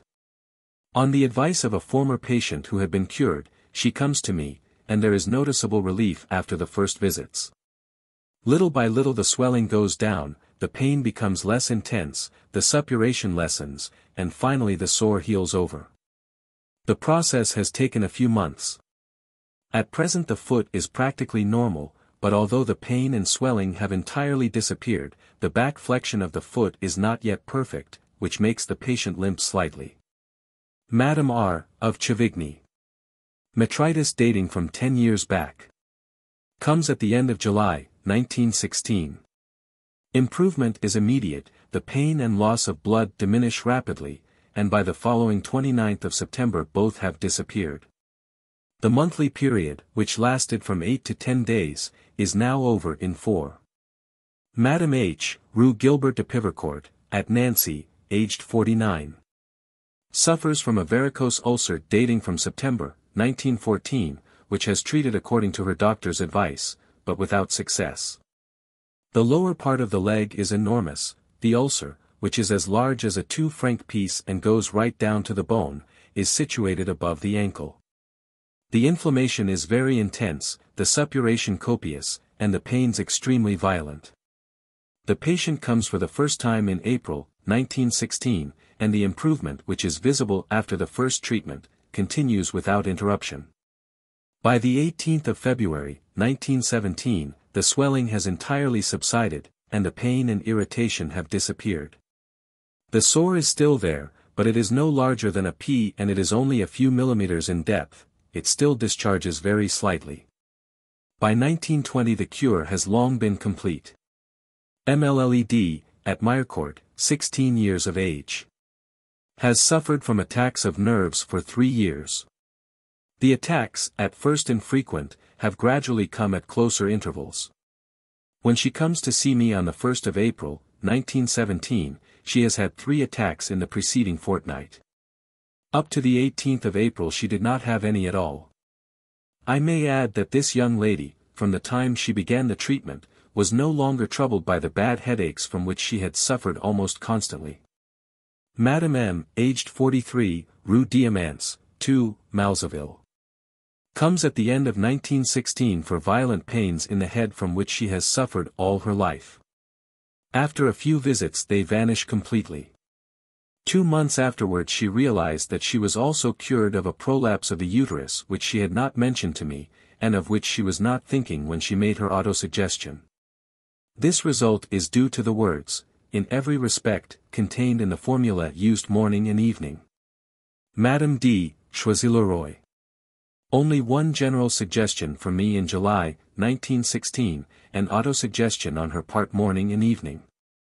In October of the same year this lady tells me that she is cured of a prolapse of the uterus from which she had suffered for more than 20 years. Up to April 1920, the cure is still holding good. Same remark as in the preceding case. Madame Jocelyn, aged 60, Rue des Dominicans, 6. Comes on the 20th of July, 1917, for a violent pain in the right leg, accompanied by considerable swelling of the whole limb. She can only drag herself along with groans, but after the séance, to her great astonishment, she can walk normally without feeling the least pain. When she comes back 4 days afterwards, she has had no return of the pain and the swelling has subsided. This patient tells me that since she has attended the séances, she has also been cured of white discharges, and of enteritis from which she had long suffered. Same remark as above. In November the cure is still holding good. MLLEGL. Aged 15, Rue du Montet, 88. Has stammered from infancy. Comes on the 20th of July, 1917, and the stammering ceases instantly. A month after I saw her again and she had had no recurrence. M. Ferry, Eugene, aged 60, Rue de la Côte, 56. For 5 years has suffered from rheumatic pains in the shoulders and in the left leg. Walks with difficulty leaning on a stick, and cannot lift the arms higher than the shoulders. Comes on the 17th of September, 1917. After the first séance, the pains vanish completely and the patient can not only take long strides but even run. Still more, he can whirl both arms like a windmill. In November the cure is still holding good.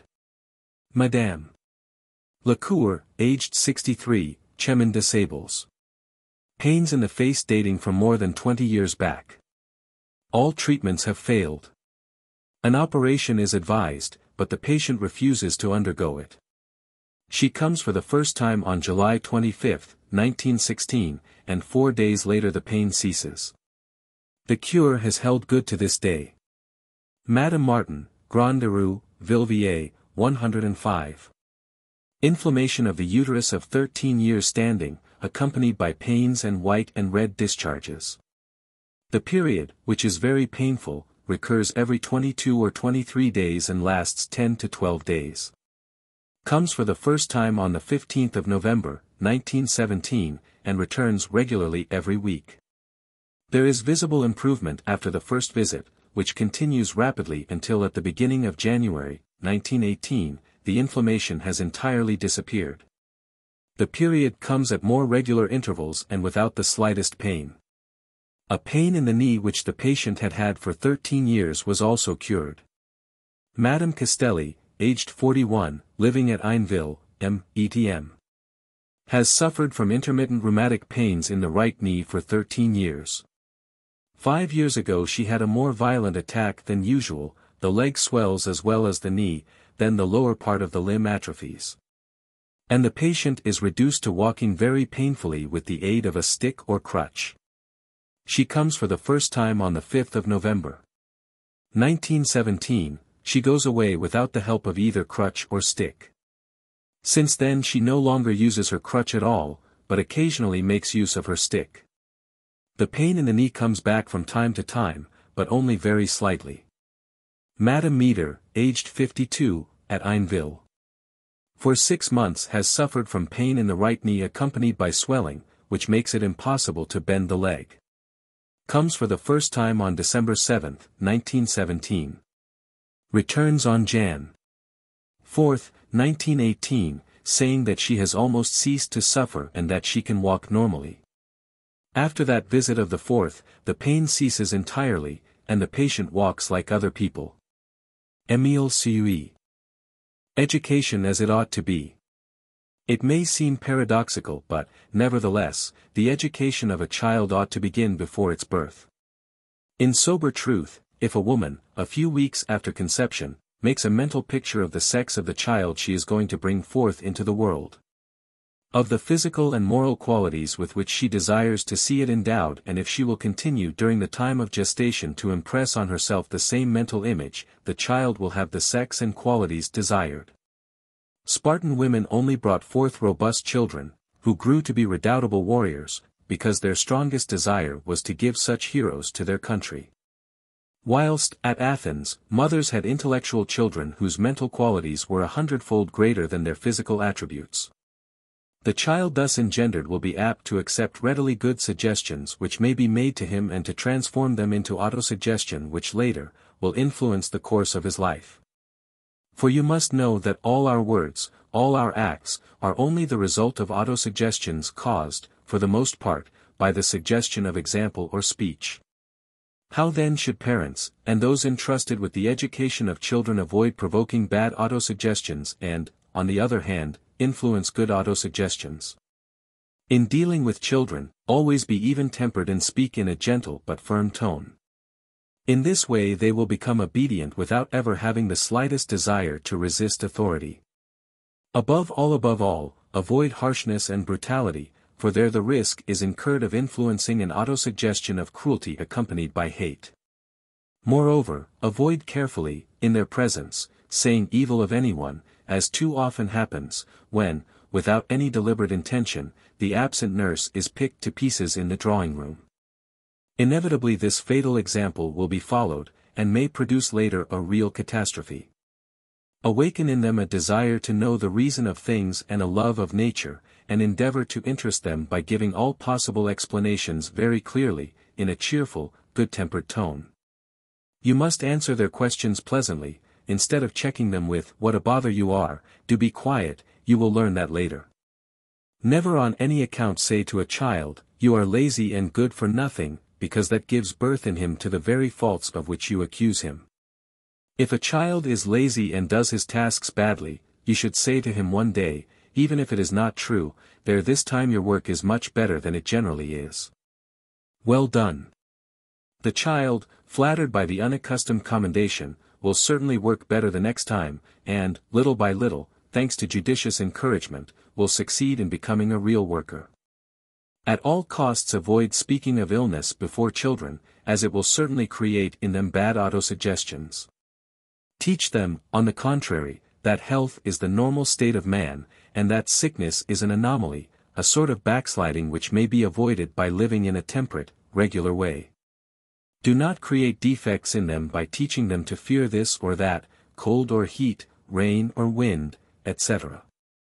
Man is created to endure such variations without injury and should do so without grumbling. Do not make the child nervous by filling his mind with stories of hobgoblins and werewolves, for there is always the risk that timidity contracted in childhood will persist later. It is necessary that those who do not bring up then children themselves should choose carefully those to whom they are entrusted. To love them is not sufficient, they must have the qualities you desire your children to possess. Awaken in them the love of work and of study, making it easier by explaining things carefully and in a pleasant fashion, and by introducing in the explanation some anecdote which will make the child eager for the following lesson. Above all, impress on them that work is essential for man, and that he who does not work in some fashion or another, is a worthless, useless creature, and that all work produces in the man who engages in it a healthy and profound satisfaction. Whilst idleness, so longed for and desired by some, produces weariness, neurasthenia, disgust of life, and leads those who do not possess the means of satisfying the passions created by idleness, to debauchery and even to crime. Teach children to be always polite and kind to all, and particularly to those whom the chance of birth has placed in a lower class than their own, and also to respect age, and never to mock at the physical or moral defects that age often produces. Teach them to love all mankind, without distinction of caste. That one must always be ready to succor those who are in need of help, and that one must never be afraid of spending time and money for those who are in need. In short, that they must think more of others than of themselves. In so doing an inner satisfaction is experienced that the egoist ever seeks and never finds. Develop in them self-confidence, and teach that, before embarking upon any undertaking, it should be submitted to the control of reason, thus avoiding acting impulsively, and, after having reasoned the matter out, one should form a decision by which one abides, unless, indeed, some fresh fact proves you may have been mistaken. Teach them above all that every one must set out in life with a very definite idea that he will succeed, and that, under the influence of this idea he will inevitably succeed. Not indeed, that he should quietly remain expecting events to happen, but because, impelled by this idea, he will do what is necessary to make it come true. He will know how to take advantage of opportunities, or even perhaps of the single opportunity which may present itself, it may be only a single thread or hair, whilst he who distrusts himself is a constant Guignard with whom nothing succeeds. Because his efforts are all directed to that end. Such a one may indeed swim in an ocean of opportunities, provided with heads of hair like Absalom himself, and he will be unable to seize a single hair, and often determines himself the causes which make him fail. Whilst he, who has the idea of success in himself, often gives birth, in an unconscious fashion, to the very circumstances which produce that same success. But above all, let parents and masters preach by example. A child is extremely suggestive, let something turn up that he wishes to do, and he does it. As soon as children can speak, make them repeat morning and evening, 20 times consecutively. Day by day, in all respects, I grow better, which will produce in them an excellent physical, moral and healthy atmosphere. If you make the following suggestion you will help the child enormously to eliminate his faults, and to awaken in him the corresponding desirable qualities. Every night when the child is asleep, approach quietly, so as not to awaken him, to within about 3 or 4 feet from his bed. Stand there, murmuring in a low monotonous voice the thing or things you wish him to do. Finally, it is desirable that all teachers should, every morning, make suggestions to their pupils, somewhat in the following fashion. Telling them to shut their eyes, they should say, "Children, I expect you always to be polite and kind to everyone, obedient to your parents and teachers, when they give you an order, or tell you anything. You will always listen to the order given or the fact told without thinking it tiresome. You used to think it tiresome when you were reminded of anything, but now you understand very well that it is for your good that you are told things, and consequently, instead of being cross with those who speak to you, you will now be grateful to them. Moreover, you will now love your work, whatever it may be. In your lessons you will always enjoy those things you may have to learn, especially whatever you may not till now have cared for. Moreover, when the teacher is giving a lesson in class, you will now devote all your attention, solely and entirely to what he says, instead of attending to any silly things said or done by your companions. And without doing or saying anything silly yourself. Under these conditions, as you are all intelligent, for children, you are all intelligent, you will understand easily and remember easily what you have learned. It will remain embedded in your memory, ready to be at your service, and you will be able to make use of it as soon as you need it. In the same way, when you are working at your lessons alone, or at home, when you are accomplishing a task or studying a lesson, you will fix your attention solely on the work you are doing, and you will always obtain good marks for your lessons. This is the counsel, which, if followed faithfully and truly from henceforth, will produce a race endowed with the highest physical and moral qualities. Emile Coué. A survey of the Séances at Emile Coué. The town thrills at this name, for from every rank of society people come to him and everyone is welcomed with the same benevolence, which already goes for a good deal. But what is extremely poignant is at the end of the séance to see the people who came in gloomy, bent, almost hostile, they were in pain, go away like everybody else, unconstrained, cheerful, sometimes radiant, they are no longer in pain. With a strong and smiling goodness of which he has the secret, Emile Coué, as it were, holds the hearts of those who consult him in his hand, he addresses himself in turn to the numerous persons who come to consult him. And speaks to them in these terms. Well, madam, and what is your trouble? Oh, you are looking for too many whys and wherefores. What does the cause of your pain matter to you? You are in pain, that is enough. I will teach you to get rid of that. And you, monsieur, your varicose ulcer is already better. That is good, very good indeed. Do you know, considering you have only been here twice, I congratulate you on the result you have obtained. If you go on doing your autosuggestions properly, you will very soon be cured. You have had this ulcer for 10 years, you say. What does that matter? You might have had it 20 and more, and it could be cured just the same. And you say that you have not obtained any improvement. Do you know why? Simply because you lack confidence in yourself. When I tell you that you are better, you feel better at once, don't you? Why? Because you have faith in me. Just believe in yourself and you will obtain the same result. Oh, madam, not so many details, I beg you. By looking out for the details you create them, and you would want a list a yard long to contain all your maladies. As a matter of fact, with you it is the mental outlook which is wrong. Well, make up your mind that it is going to get better and it will be so. It's as simple as the gospel. You tell me you have attacks of nerves every week. Well, from today you are going to do what I tell you and you will cease to have them. You have suffered from constipation for a long time. What does it matter how long it is? You say it is 40 years. Yes, I heard what you said, but it is none the less true that you can be cured tomorrow, you hear, tomorrow, on condition, naturally, of your doing exactly what I tell you to do, in the way I tell you to do it. Ah! You have glaucoma, madam. I cannot absolutely promise to cure you of that, for I am not sure that I can. That does not mean that you cannot be cured, for I have known it to happen in the case of a lady of Chalon-sur-Saône and another of Lorraine.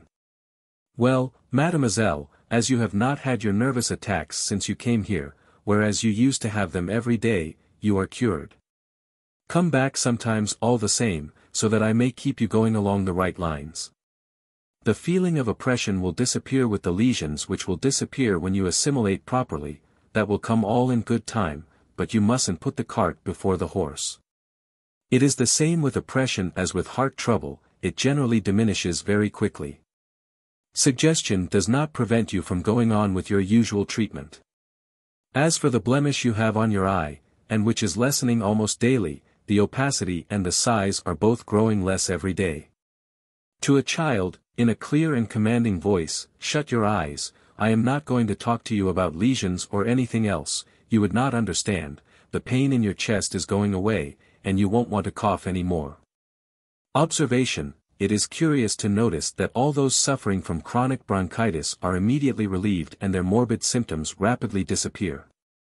Children are very easy and very obedient subjects. Their organism almost always obeys immediately to suggestion. To a person who complains of fatigue, well, so do I. There are also days when it tires me to receive people, but I receive them all the same and all day long. Do not say, I cannot help it. One can always overcome oneself. Observation: the idea of fatigue necessarily brings fatigue, and the idea that we have a duty to accomplish always gives us the necessary strength to fulfill it. The mind can and must remain master of the animal side of our nature.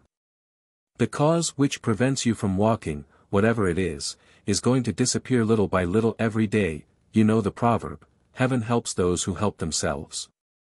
Stand up 2 or 3 times a day supporting yourself on 2 persons, and say to yourself firmly, my kidneys are not so weak that I cannot do it, on the contrary I can.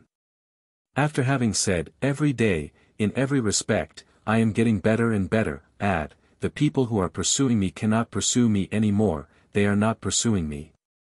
What I told you is quite true. It was enough to think that you had no more pain for the pain to disappear. Do not think then that it may come back or it will come back. A woman, sotto voice, what patience he has. What a wonderfully painstaking man. All that we think becomes true for us. We must not then allow ourselves to think wrongly. Think, my trouble is going away, just as you think you cannot open your hands. The more you say, I will not, the more surely the contrary comes about. You must say, it's going away, and think it. Close your hand and think properly, now I cannot open it. Try. She cannot, you see that your will is not much good to you. Observation: this is the essential point of the method. In order to make autosuggestions, you must eliminate the will completely and only address yourself to the imagination, so as to avoid a conflict between them in which the will would be vanquished. To become stronger as one becomes older seems paradoxical, but it is true. For diabetes, continue to use therapeutic treatments. I am quite willing to make suggestions to you, but I cannot promise to cure you. Observation: I have seen diabetes completely cured several times, and what is still more extraordinary, the albumin diminish and even disappear from the urine of certain patients. This obsession must be a real nightmare. The people you used to detest are becoming your friends, you like them and they like you. Ah, but to will and to desire is not the same thing. Then, after having asked them to close their eyes, Emile Coué gives to his patients the little suggestive discourse which is to be found in Self-Mastery. When this is over, he again addresses himself to each one separately, saying to each a few words on his case. To the first, you, monsieur, are in pain, but I tell you that, from today, the cause of this pain, whether it is called arthritis or anything else, is going to disappear with the help of your unconscious, and the cause having disappeared, the pain will gradually become less and less. And in a short time it will be nothing but a moment. To the second person, your stomach does not function properly, it is more or less dilated. Well, as I told you just now, your digestive functions are going to work better and better, and I add that the dilatation of the stomach is going to disappear little by little. Your organism is going to give back progressively to your stomach the force and elasticity it had lost, and by degrees as this phenomenon is produced, the stomach will return to its primitive form and will carry out more and more easily the necessary movements to pass into the intestine the nourishment it contains. At the same time the pouch formed by the relaxed stomach will diminish in size, the nutriment will not longer stagnate in this pouch, and in consequence the fermentation setup will end by totally disappearing. To the third, to you, mademoiselle, I say that whatever lesions you may have in your liver, your organism is doing what is necessary to make the lesions disappear every day, and by degrees as they heal over. The symptoms from which you suffer will go on lessening and disappearing. Your liver then functions in a more and more normal way, the bile it secretes is alkaline and no longer acid, in the right quantity and quality, so that it passes naturally into the intestines and helps intestinal digestion. To the fourth, my child, you hear what I say, every time you feel you are going to have an attack, you will hear my voice telling you as quick as lightning, no, no. My friend, you are not going to have that attack, and it is going to disappear before it comes.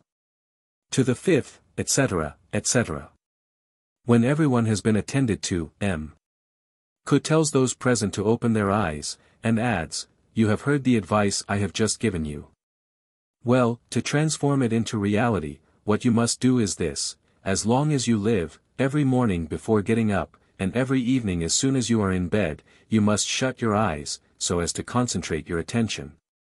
And repeat 20 times following, moving your lips, that is indispensable, and counting mechanically on a string with 20 knots in it the following phrase: every day, in every respect, I am getting better and better. There is no need to think of anything in particular, as the words, in every respect, apply to everything. This autosuggestion must be made with confidence, with faith, with the certainty of obtaining what is desired. The greater the conviction of the person, the greater and the more rapid will be the results obtained.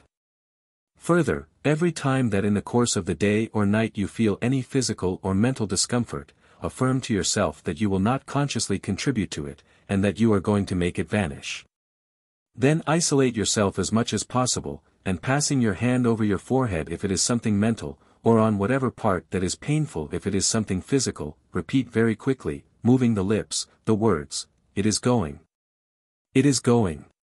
Etc., etc., as long as it is necessary. With a little practice, the mental or physical discomfort will disappear in about 20 to 25 seconds. Begin again every time it is necessary.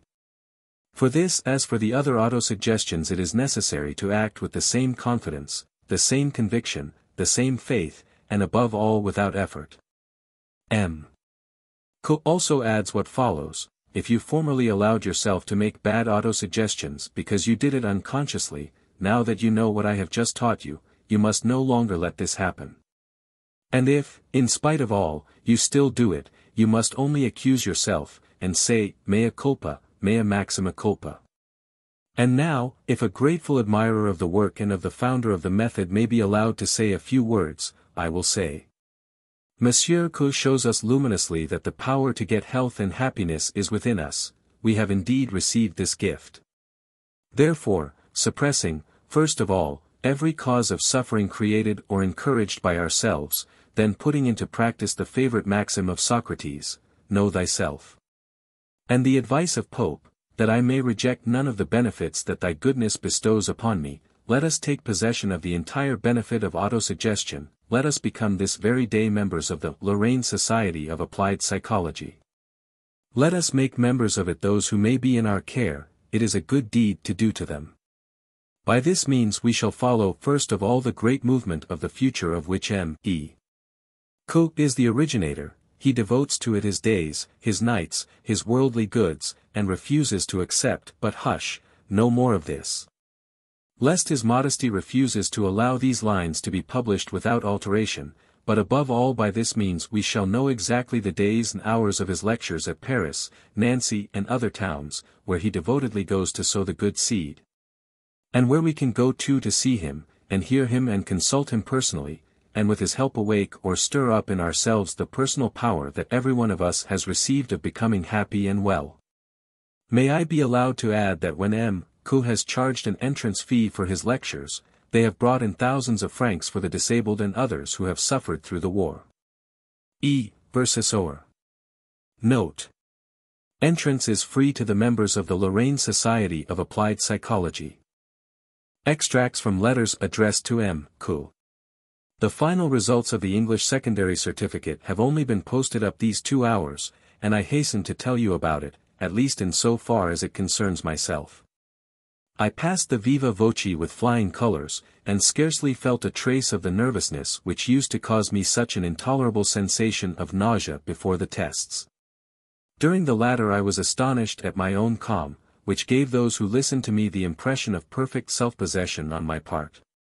In short, it was just the tests I dreaded most which contributed most to my success. The jury placed me second, and I am infinitely grateful to you for help, which undoubtedly gave me an advantage over the other candidates, etc. The case is that of a young lady, on account of excessive nervousness, had failed in 1915.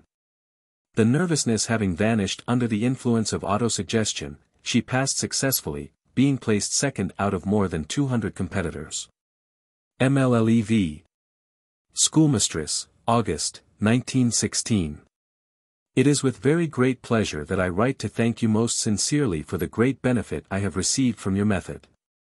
Before I went to you I had the greatest difficulty in walking 100 yards, without being out of breath, whereas now I can go miles without fatigue. Several times a day and quite easily, I am able to walk in 40 minutes from the Rue du Bordello to the Rue de Glace, that is to say, nearly 4 kilometers.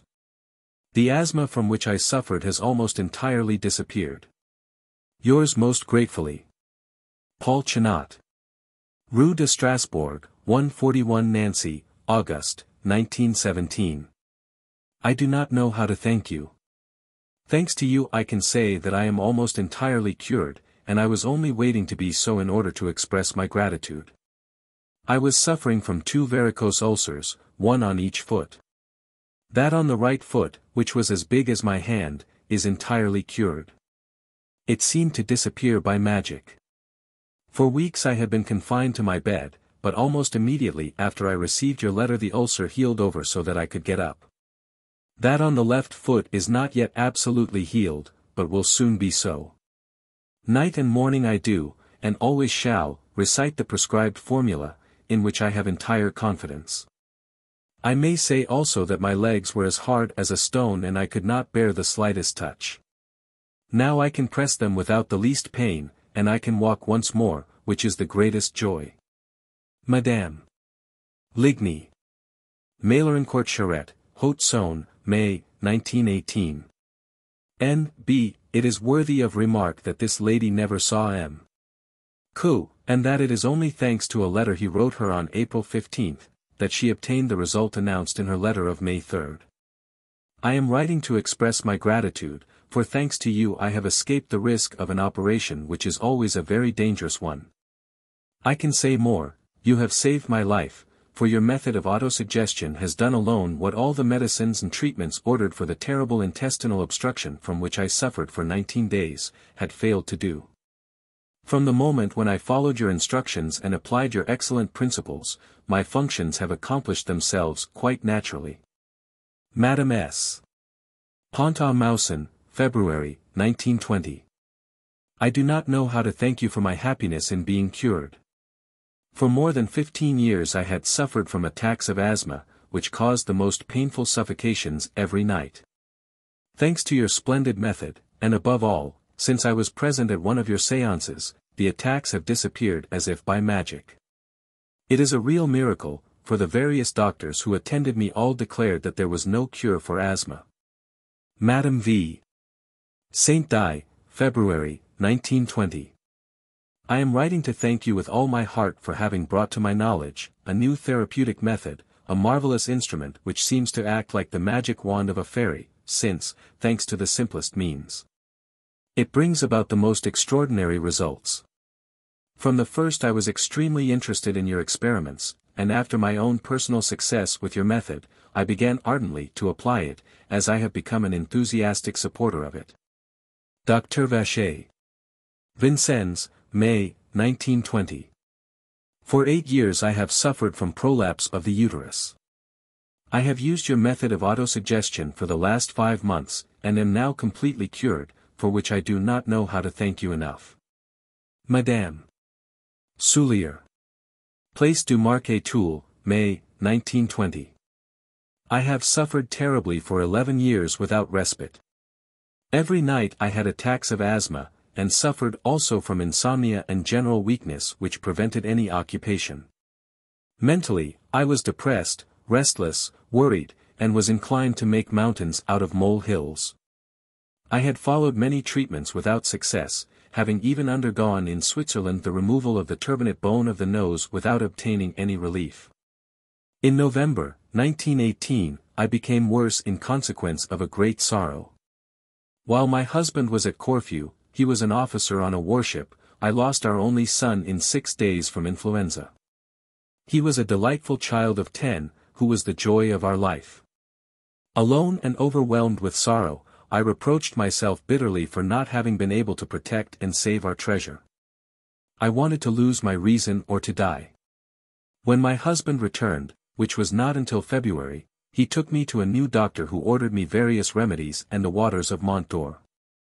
I spent the month of August in that station, but on my return I had a recurrence of the asthma, and I realized with despair that, in every respect, I was getting worse and worse. It was then that I had the pleasure of meeting you. Without expecting much good from it, I must say, I went to your October lectures, and I am happy to tell you that by the end of November I was cured. Insomnia, feelings of oppression, gloomy thoughts, disappeared as though by magic, and I am now well and strong and full of courage. With physical health I have recovered my mental equilibrium, and but for the ineffaceable wound caused by my child's loss, I could say that I am perfectly happy. Why did I not meet you before? My child would have known a cheerful and courageous mother. Thank you again and again, M. Coué. Yours most gratefully. E. Idier. Rue de Lille, Paris, April, 1920. I can now take up again the struggle I have sustained for 30 years, and which had exhausted me. I found in you last August a wonderful and providential help. Coming home to Lorraine for a few days, ill, and with my heart full of sorrow, I dreaded the shock which I should feel at the sight of the ruins and distress, and went away comforted and in good health. I was at the end of my tether, and unfortunately I am not religious. I longed to find someone who could help me, and meeting you by chance at my cousin's house you gave me the very help I sought. I can now work in a new spirit. I suggest to my unconscious to re-establish my physical equilibrium, and I do not doubt that I shall regain my former good health. A very noticeable improvement has already shown itself, and you will better understand my gratitude when I tell you that, suffering from diabetes with a renal complication, I have had several attacks of glaucoma. But my eyes are now recovering their suppleness. Since then my sight has become almost normal, and my general health has much improved. MLLETH. Professor at the Young Ladies' College at CH, January, 1920. I read my thesis with success, and was awarded the highest mark and the congratulations of the jury. Of all these honors, a large share belongs to you, and I do not forget it. I only regretted that you were not present to hear your name referred to with warm and sympathetic interest by the distinguished jury. You can consider that the doors of the university have been flung wide open to your teaching. Do not thank me for it, for I owe you far more than you can owe me. C.H. Baudouin. Professor at the Institute. J. Rousseau, Geneva. I admire your courageousness, and am quite sure that it will help to turn many friends into a useful and intelligent direction. I confess that I have personally benefited by your teaching, and have made my patients do so too. At the nursing home we try to apply your method collectively, and have already obtained visible results in this way. Dr. Berillon. Paris, March, 1920. I have received your kind letter as well as your very interesting lecture. I am glad to see that you make a rational connection between hetero and autosuggestion, and I note particularly the passage in which you say that the will must not intervene in autosuggestion. That is what a great number of professors of autosuggestion, unfortunately including a large number of medical men, do not realize at all. I also think that an absolute distinction should be established between autosuggestion and the training of the will. Dr. Van Velsen. Brussels, March, 1920. What must you think of me? That I have forgotten you? Oh, no, I assure you that I think of you with the most grateful affection, and I wish to repeat that your teachings are more and more efficacious. I never spend a day without using autosuggestion with increased success, and I bless you every day, for your method is the true one. Thanks to it, I am assimilating your excellent directions, and am able to control myself better every day, and I feel that I am stronger. I am sure that you would find it difficult to recognize in this woman, so active in spite of her 66 years, the poor creature who was so often ailing, and who only began to be well, thanks to you and your guidance. May you be blessed for this, for the sweetest thing in the world is to do good to those around us. You do much, and do a little, for which I thank God. Madame M. Cesson St. Brook. As I am feeling better and better since I began to follow your method of autosuggestion, I should like to offer you my sincere thanks. The lesion in the lungs has disappeared, my heart is better. I have no more albumin, in short I am quite well. Madame Lemaitre. Richemont, June, 1920. Your booklet and lecture interested us very much. It would be desirable for the good of humanity that they should be published in several languages, so that they might penetrate to every race and country, and thus reach a greater number of unfortunate people who suffer from the wrong use of that all-powerful, and almost divine, faculty, the most important to man, as you affirm and prove so luminously and judiciously, which we call the imagination. I had already read many books on the will, and had quite an arsenal of formulae, thoughts, aphorisms, etc. Your phrases are conclusive. I do not think that ever before have compressed tablets of self-confidence, as I call your healing phrases, been condensed into typical formulae in such an intelligent manner. Don Enrique C. Madrid. Your pamphlet on the self-control contains very strong arguments and very striking examples. I think that the substitution of imagination for the power of the will is a great progress. It is milder and more persuasive. A. F. Reamirement. I am happy to be able to tell you that my stomach is going on well. My metritis is also much better. My little boy had a gland in his thigh as big as an egg which is gradually disappearing. E. L. Saint Clement, M.T.M. After I had undergone 3 operations in my left leg on account of a local tuberculosis, that leg became ill again in September, 1920. Several doctors declared that a new operation was necessary. They were about to open my leg from the knee to the ankle, and if the operation had failed, they would have had to perform an amputation. As I had heard of your wondrous cures, I came and saw you for the first time on the 6th of November, 1920. After the séance, I felt immediately a little better. I exactly followed your instructions and went 3 times to you. At the 3rd time, I could tell you that I was completely cured. Madame L. Henry, Lorraine. I will not wait any longer to thank you heartily for all the good I owe you. Autosuggestion has positively transformed me, and I am now getting much better than I have been these many years. The symptoms of illness have disappeared little by little, the morbid symptoms have become rarer and rarer, and all the functions of the body work now normally. The result is that, after having become thinner and thinner during several years, I have regained several kilos in a few months. I cannot do otherwise than bless the Coué system. L. Can, A.M. Since 1917, my little girl has been suffering from epileptic crises. Several doctors had told me that about the age of 14 or 15 they would disappear or become worse. Having heard of you, I sent her to you from the end of December till May. Now her cure is complete, for during 6 months she has had no relapse. Perrin, Charles. Esiles Nancy. For 8 years, I had suffered from a sinking of the uterus. After having practiced your autosuggestion for 5 months, I have been radically cured. I don't know how to express my deep gratitude. Madame Soleil. 6, Place du Marquet, Toul. Having suffered from a glaucoma since 1917, I have consulted 2 oculists who told me that only an operation would put an end to my sufferings, but unfortunately neither of them would assure me of a good result. In the month of June, 1920, after having attended one of your séances, I felt much better. In September I ceased to use the drops of pilocarpine which were the daily bread of my eye, and since then I have felt no more pain. My pupil is no more dilated, my eyes are normal, it is a real miracle. Madame M. Solas. A dedication to M. Coué by the author of a medical treatise. To M. Coué, who knew how to dissect the human soul and to extract from it a psychologic method founded on conscious autosuggestion. The master is entitled to the thanks of all.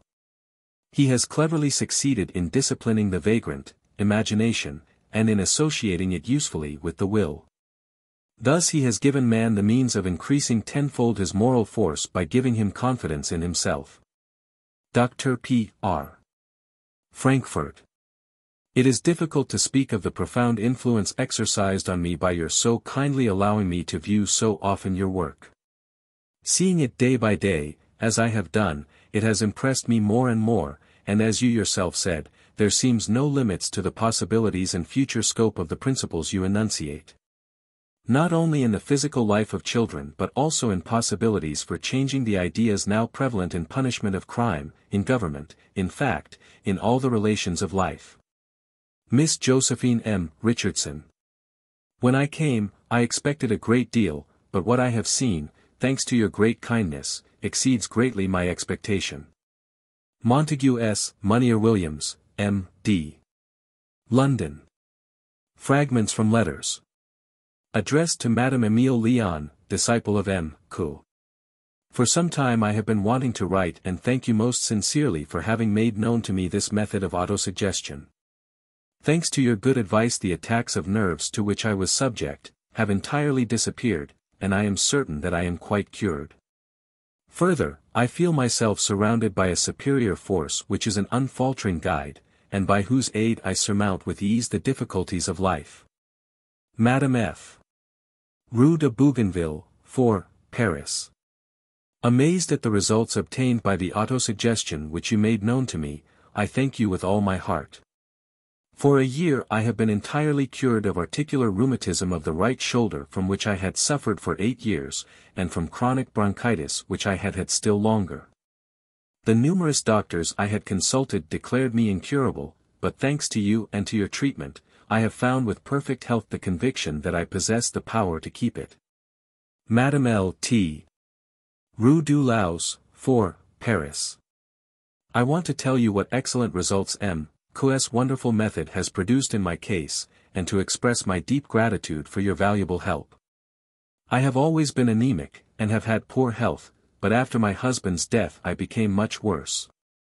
I suffered with my kidneys, I could not stand upright, I also suffered from nervousness and aversions. All that has gone and I am a different person. I no longer suffer, I have more endurance, and I am more cheerful. My friends hardly recognize me, and I feel a new woman. I intend to spread the news of this wonderful method, so clear, so simple, so beneficent, and to continue to get from it the best results for myself as well. M. L. D. Paris, June, 1920. I cannot find words to thank you for teaching me your good method. What happiness you have brought to me. I thank God who led me to make your acquaintance, for you have entirely transformed my life. Formerly I suffered terribly at each monthly period and was obliged to lie in bed. Now all is quite regular and painless. It is the same with my digestion, and I am no longer obliged to live on milk as I used, and I have no more pain, which is a joy.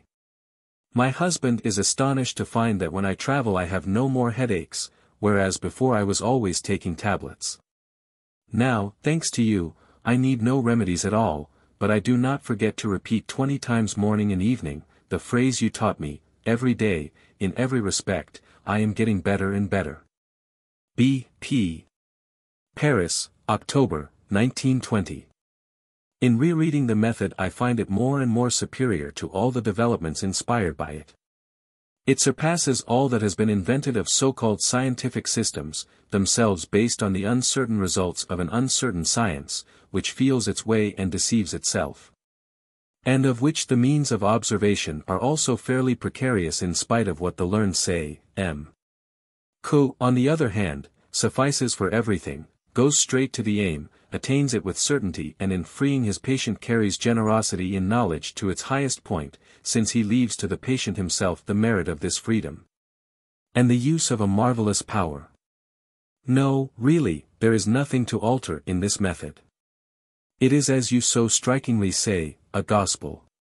To report faithfully his acts and words and spread his method, that is what must be done, and what I shall do myself as far as is in any way possible. P.C.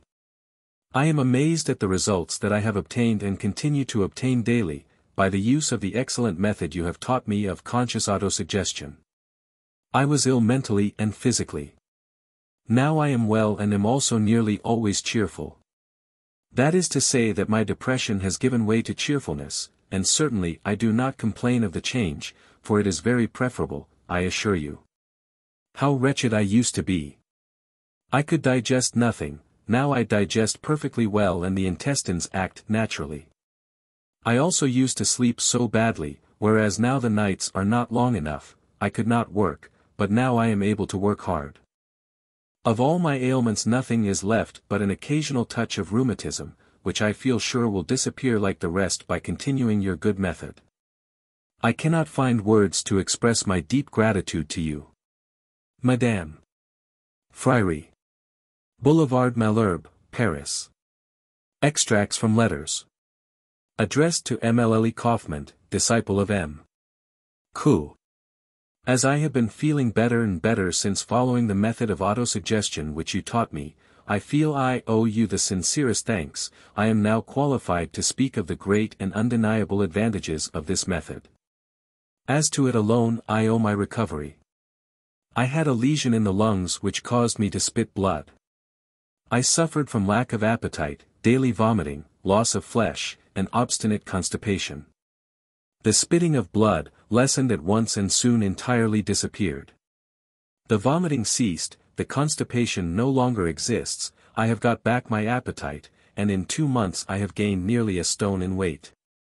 In the face of such results observed, not only by parents and friends, but also by the doctor who has been attending me for several months, it is impossible to deny the good effect of autosuggestion and not to declare openly that it is to your method that I owe my return to life.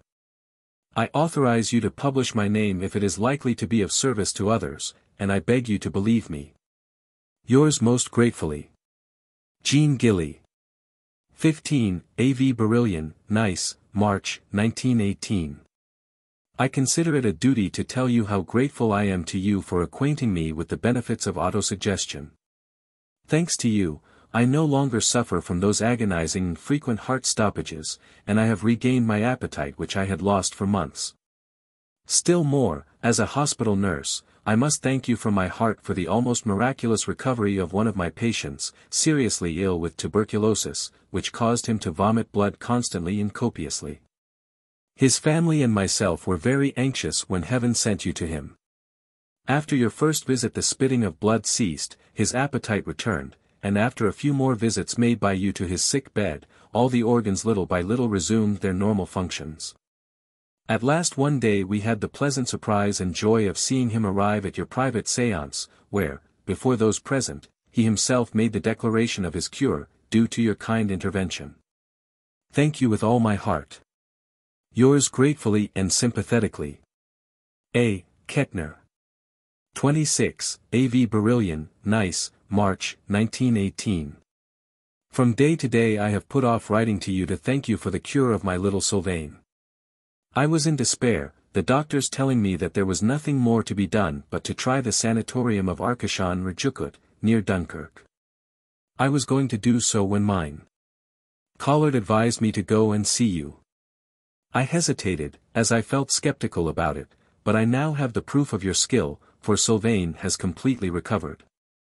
His appetite is good, his pimples and his glands are completely cured, and what is still more extraordinary, since the first time that we went to see you he has not coughed any more, not even once.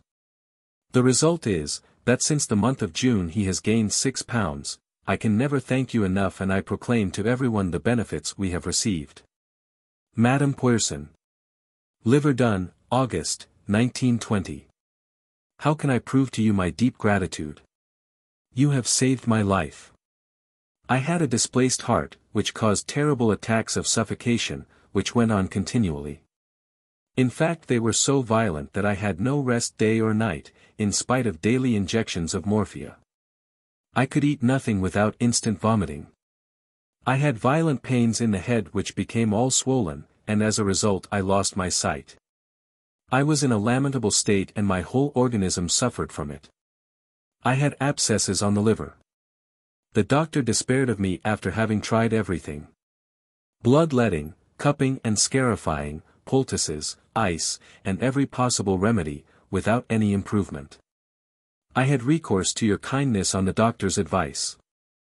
After your first visits the attacks became less violent and less frequent, and soon disappeared completely. The bad and troubled nights became calmer, until I was able to sleep the whole night through without waking. The pains I had in the liver ceased completely.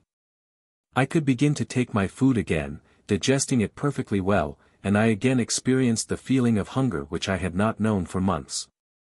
My headache ceased, and my eyes, which had troubled me so much, are quite cured, since I am now able to occupy myself with a little manual work.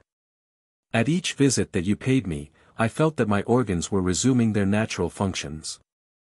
I was not the only one to observe it, for the doctor who came to see me every week found me much better, and finally there came recovery, since I could get up after having been in bed 11 months. I got up without any discomfort, not even the least giddiness, and in a fortnight I could go out. It is indeed thanks to you that I am cured, for the doctor says that for all that the medicines did me, I might just as well have taken none. After having been given up by 2 doctors who held out no hope of cure, here I am cured all the same, and it is indeed a complete cure, for now I can eat meat, and I eat a pound of bread every day.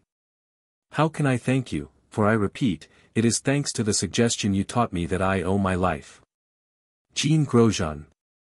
Nancy, November, 1920.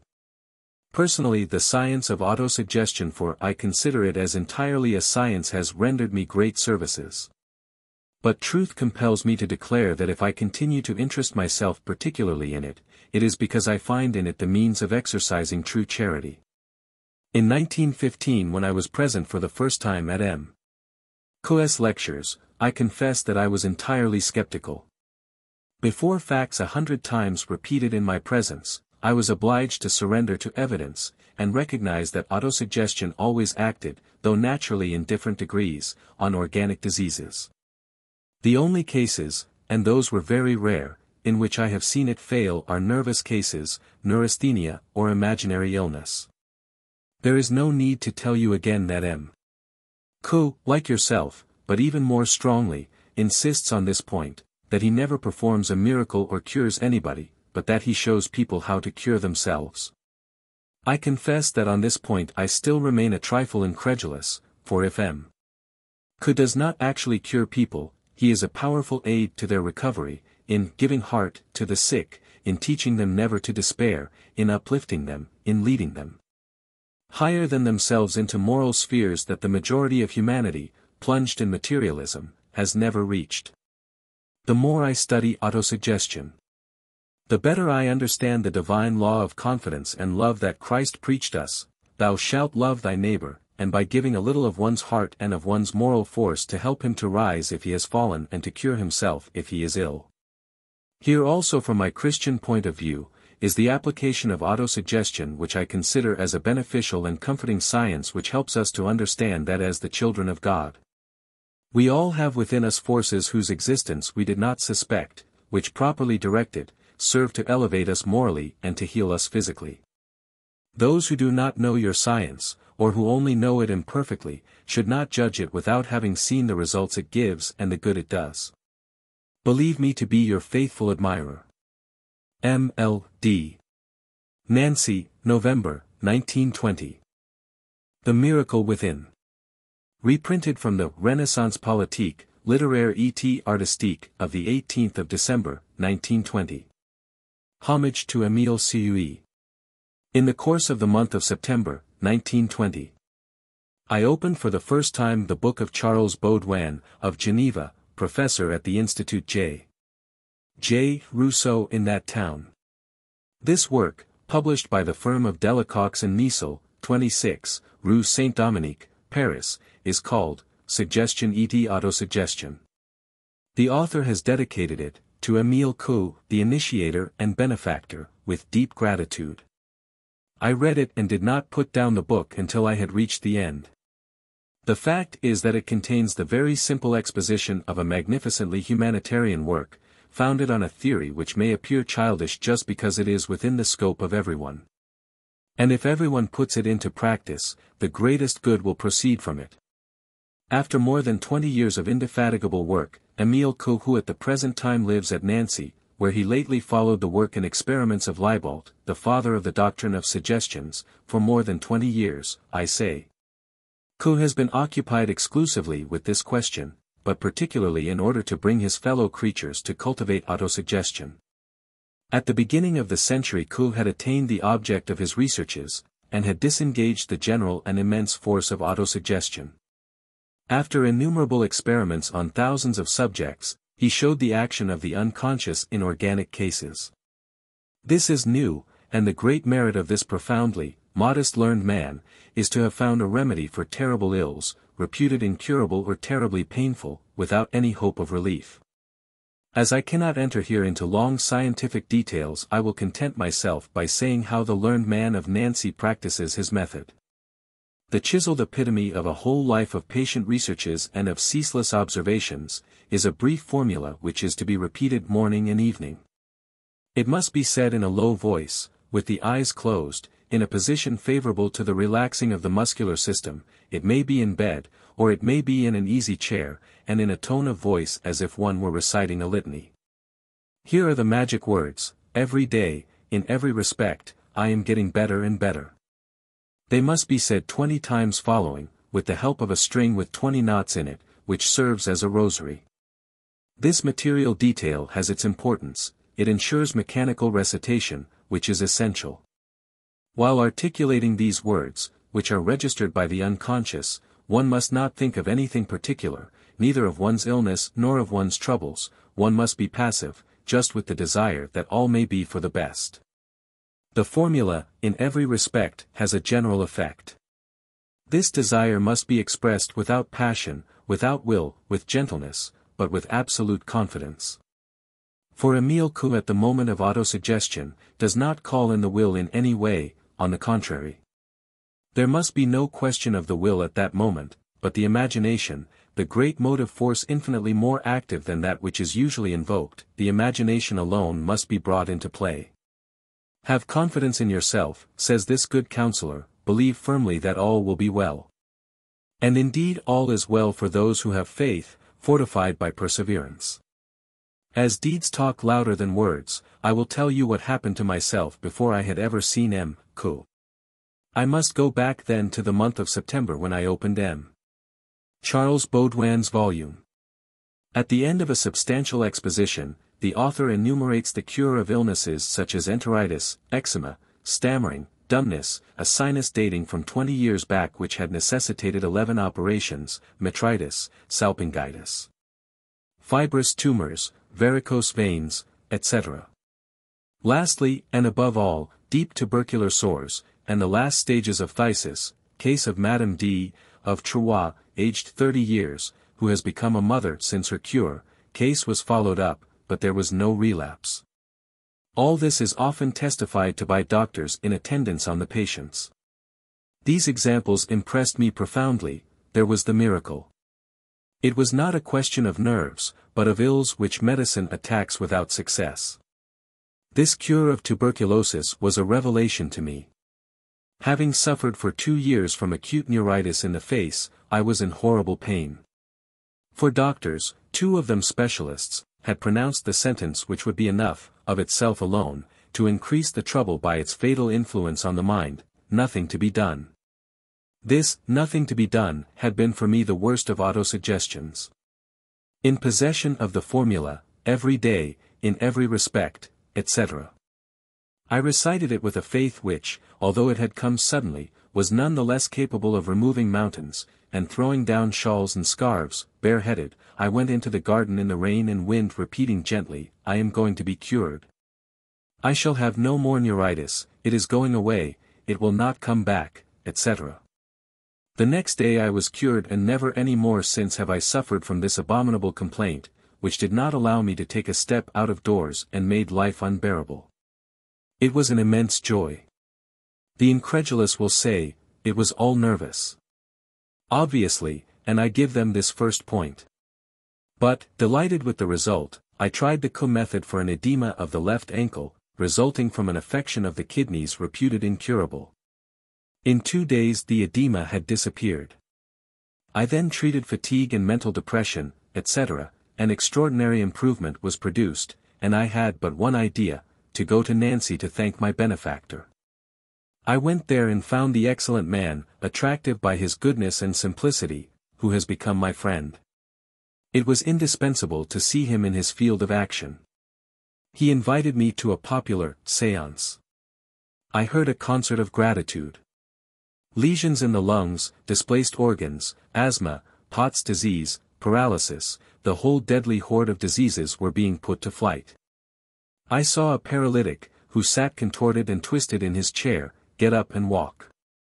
Emile Coué had spoken. He demanded confidence, great, immense confidence in oneself. He said, learn to cure yourselves, you can do so. I have never cured anyone. The power is within you yourselves, call upon your spirit, make it act for your physical and mental good, and it will come, it will cure you, you will be strong and happy. Having spoken, Coué approached the paralytic. You heard what I said, do you believe that you will walk? Yes. Very well then, get up. The woman got up, she walked, and went round the garden. The miracle was accomplished.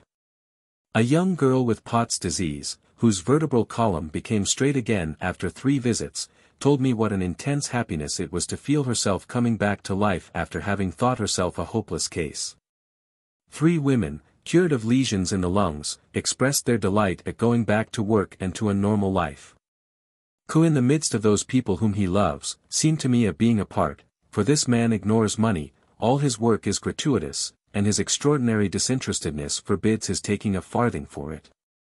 I owe you something, I said to him, I simply owe you everything. No, only the pleasure I shall have from your continuing to keep well. An irresistible sympathy attracts one to this simple-minded philanthropist. Arm in arm we walked round the kitchen garden which he cultivates himself, getting up early to do so.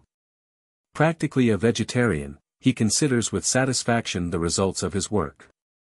And then the serious conversation goes on. In your mind you possess an unlimited power. It acts on matter if we know how to domesticate it. The imagination is like a horse without a bridle. If such a horse is pulling the carriage in which you are, he may do all sorts of foolish things and take you to your death. But harness him properly, drive him with a sure hand, and he will go wherever you like. Thus it is with the mind, the imagination. They must be directed for our own good. Autosuggestion, formulated with the lips, is an order which the unconscious receives, it carries it out unknown to ourselves and above all at night, so that the evening autosuggestion is the most important. It gives marvelous results. When you feel a physical pain, add the formula, it is going away, very quickly repeated, in a kind of droning voice, placing your hand on the part where you feel the pain, or on the forehead, if it is a mental distress. For the method acts very efficaciously on the mind. After having called in the help of the soul for the body, one can ask it again for all the circumstances and difficulties of life. There also I know from experience that events can be singularly modified by this process. You know it today, and you will know it better still by reading M. Baudouin's book, and then his pamphlet, Culture de la Force Morale, and then, lastly, the little succinct treatise written by Emile Coué himself, Self-Mastery. All these works may be found at Emile Coué's. If however I have been able to inspire in you the desire of making this excellent pilgrimage yourself, you will go to Nancy to fetch the booklet. Like myself you will love this unique man, unique by reason of his noble charity and of his love for his fellows, as Christ taught it. Like myself also, you will be cured physically and mentally. Life will seem to you better and more beautiful. That surely is worth the trouble of trying for. M. Burnett Provins. Some notes on the journey of Emile Coué to Paris in October, 1919.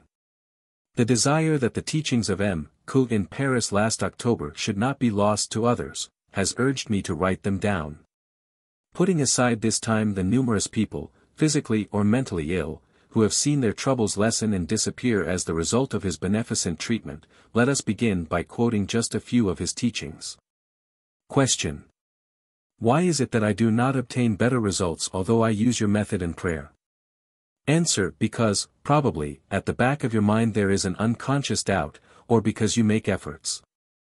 Now, remember that efforts are determined by the will. If you bring the will into play, you run a serious risk of bringing the imagination into play too, but in the contrary direction, which brings about just the reverse of what you desire.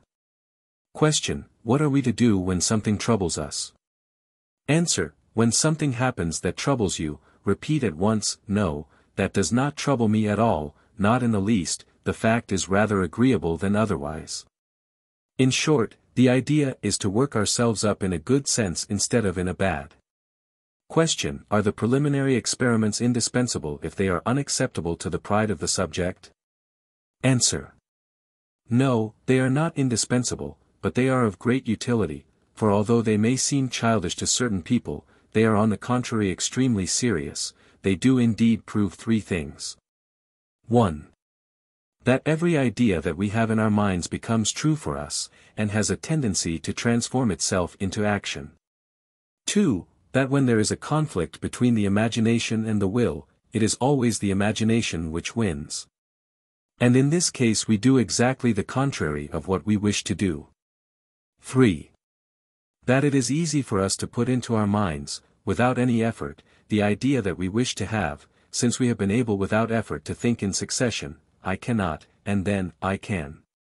The preliminary experiments should not be repeated at home, alone. One is often unable to put oneself in the right physical and mental conditions, there is a risk of failure, and in this case one's self-confidence is shaken. Question: When one is in pain, one cannot help thinking of one's trouble. Answer: Do not be afraid to think of it, on the contrary, do think of it, but to say to it, "I am not afraid of you." If you go anywhere and a dog rushes at you barking, look it firmly in the eyes and it will not bite you, but if you fear it, if you turn back, he will soon have his teeth in your legs. Question: And if one does a retreat? Answer: Go backwards. Question: How can we realize what we desire? Answer: By often repeating what you desire. "I am gaining assurance," and you will do so. "My memory is improving," and it really does so. "I am becoming absolutely master of myself," and you find that you are becoming so. If you say the contrary, it is the contrary which will come about. What you say persistently and very quickly comes to pass, within the domain of the reasonable, of course. Some testimonies. A young lady to another lady, how simple it is. There is nothing to add to it, he seems inspired. Do you not think that there are beings who radiate influence? An eminent Parisian doctor to numerous doctors surrounding him, "I have entirely come over to the ideas of Emile Coué." A polytechnician, a severe critic, thus defines Emile Coué: "He is a power. Yes, he is a power of goodness. Without mercy for the bad autosuggestions of the defeatist type, but indefatigably painstaking, active and smiling, to help everyone to develop their personality, and to teach them to cure themselves. Which is the characteristic of his beneficent method. How could one fail to desire from the depths of one's heart that all might understand and seize the good news that Emile Coué brings? It is the awakening, possible for everyone, of the personal power which he has received of being happy and well. It is, if one consents, the full development of this power which can transform one's life. Then, and is it not quite rightly so? It is the strict duty, and at the same time the happiness, of those who have been initiated, to spread by every possible means the knowledge of this wonderful method.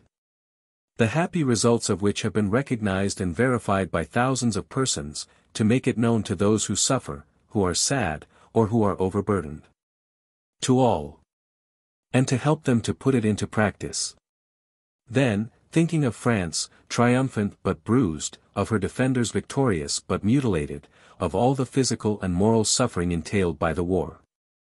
May those who have the power, the greatest power ever given to man is the power of doing good, Socrates, see that the inexhaustible reservoir of physical and moral forces that the method puts within our reach may soon become the patrimony of all the nation and through it of humanity. Madame Emile Leon. Collaborator, in Paris, of Emile Coué. Everything for Everyone. By Madame Emile Leon, disciple of Emile Coué. When one has been able to take advantage of a great benefit. When this benefit is within reach of everyone, although almost everyone is ignorant of it, is it not an urgent and absolute duty, for those who are initiated, to make it known to those around them? For all can make their own the amazing results of the Emile Coué method. To drive away pain is much, but how much more is it to lead into the possession of a new life all those who suffer? Last April we had the visit of Emile Coué at Paris, and here are some of his teachings. Question of a theist: I think it is unworthy of the Eternal to make our obedience to his will depend on what Coué calls a trick or mechanical process, conscious autosuggestion. Coué, whether we wish it or not, our imagination always overrules our will, when they are in conflict. We can lead it into the right path indicated by our reason, by consciously employing the mechanical process that we employ unconsciously often to lead into the wrong. And the thoughtful questioner says to herself, yes, it is true, in this elevated sphere of thought, conscious autosuggestion has the power to free us from obstacles created by ourselves, which might as it were put a veil between us and God. Just as a piece of stuff, hanging in a window, can prevent the sun from coming into a room. Question: how ought one to set about bringing those dear to one who may be suffering, to make themselves good autosuggestions which would set them free? Answer: do not insist or lecture them about it. Just remind them simply that I advise them to make an autosuggestion with the conviction that they will obtain the result they want. Question: how is one to explain to oneself and to explain to others that the repetition of the same words, I am going to sleep, it is going away, etc., has the power to produce the effect, and above all so powerful an effect that it is a certain one? Answer: the repetition of the same words forces one to think them, and when we think them they become true for us and transform themselves into reality. Question: how is one to keep inwardly the mastery of oneself? Answer: to be master of oneself it is enough to think that one is so, and in order to think it, one should often repeat it without making any effort. Question: and outwardly, how is one to keep one's liberty? Answer: self-mastery applies just as much physically as mentally. Question: affirmation. It is impossible to escape trouble or sadness, if we do not do as we should, it would not be just, and autosuggestion cannot and ought not to prevent just suffering. Coué, very seriously and affirmatively, that certainly and assuredly it ought not to be so, but it is so often, at any rate for a time. Question: why did that patient who has been entirely cured, continually have those terrible attacks? Answer: he expected his attacks, he feared them and so he provoked them. If this gentleman gets well into his mind the idea that he will have no more attacks, he will not have any; if he thinks that he will have them, he will indeed do so. Question: in what does your method differ from others? Answer: the differ not the will which rules us but the imagination, that is the basis, the fundamental basis. Question: will you give me a summary of your method for Madame R, who is doing an important work? Emile Coué. Here is the summary of the method, in a few words. Contrary to what is taught, it is not our will which makes us act, but our imagination, the unconscious. If we often do act as we will, it is because at the same time we think that we can. If it is not so, we do exactly the reverse of what we wish. The more a person with insomnia determines to sleep, the more excited she becomes. The more we try to remember a name which we think we have forgotten, the more it escapes us. It comes back only if, in your mind, you replace the idea, I have forgotten, by the idea, it will come back. The more we strive to prevent ourselves from laughing, the more our laughter bursts out, the more we determine to avoid an obstacle. When learning to bicycle, the more we rush upon it. We must then apply ourselves to directing our imagination which now directs us. In this way we easily arrive at becoming masters of ourselves physically and morally. How are we to arrive at this result? By the practice of conscious autosuggestion. Conscious autosuggestion is based on this principle. Every idea that we have in our mind becomes true for us and tends to realize itself. Thus, if we desire something, we can obtain it at the end of a more or less long time, if we often repeat that this thing is going to come, or to disappear, according to whether it is a good quality or a fault, either physical or mental. Everything is included by employing night and morning the general formula, every day, in every respect, I am getting better and better. Question, for those who are sad who are in distress. Answer. As long as you think, I am sad, you cannot be cheerful, and in order to think something, it is enough to say without effort, I do think this thing, as to the distress it will disappear, however violent it may be, that I can affirm. A man arrives bent, dragging himself painfully along, leaning on 2 sticks, he has on his face an expression of dull depression. As the hall is filling up, Emile Coué enters. After having questioned this man, he says to him something like this, so you have had rheumatism for 32 years and you cannot walk. Don't be afraid, it's not going to last as long as that again. Then after the preliminary experiments, shut your eyes, and repeat very quickly indeed, moving your lips, the words, it is going, at the same time Emile Coué passes his hand over the legs of the patient, for 20 to 25 seconds. Now you are no longer in pain, get up and walk, the patient walks, quickly. Quicker. More quickly still. And since you can walk so well, you are going to run.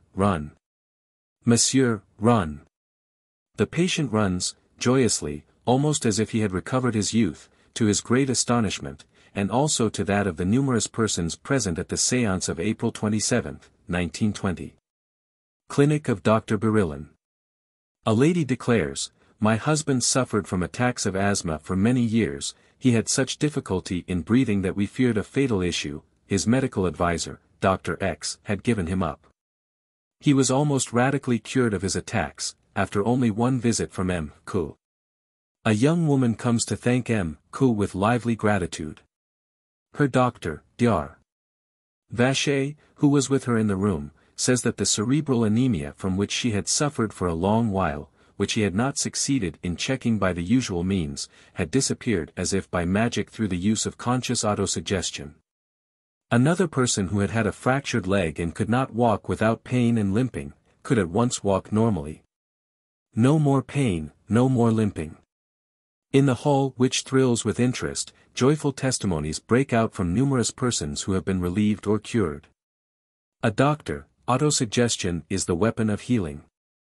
As to this philosopher who writes, he mentions his name, he relies on the genius of Coué. A gentleman, a former magistrate, whom a lady had asked to express his appreciation, exclaims in a moved tone, I cannot put my appreciation into words, I think it is admirable, a woman of the world. Excited by the disappearance of her sufferings, Emile Coué, one could kneel to you, you are the merciful God. Another lady, very much impressed herself, rectifies, no, his messenger. An aged lady, it is delightful, when one is aged and fragile, to replace a feeling of general ill health by that of refreshment and general well-being, and Emile Coué's method can, I affirm for I have proved it, produce this happy result, which is all the more complete and lasting since it relies on the all-powerful force which is within us. A warmly sympathetic voice calls him the modest name he prefers to that of Master, Professor Coué. A young woman who has been entirely won over, Emile Coué goes straight to his aim, attains it with sureness, and, in setting free his patient, carries generosity and knowledge to its highest point, since he leaves to the patient himself the merit of his liberation and the use of a marvelous power. A literary man, whom a lady asks to write a little chef d'oeuvre on the beneficent method, refuses absolutely, emphasizing the simple words which, used according to the method, help to make all suffering disappear. It is going away, that is the chef d'oeuvre. He affirms. And the thousands of sick folks who have been relieved or cured will not contradict him. A lady who has suffered much declares, in rereading the method, I find it more and more superior to the developments it has inspired. There is really nothing to take away nor add to this method, all that is left is to spread it. I shall do so in every possible way.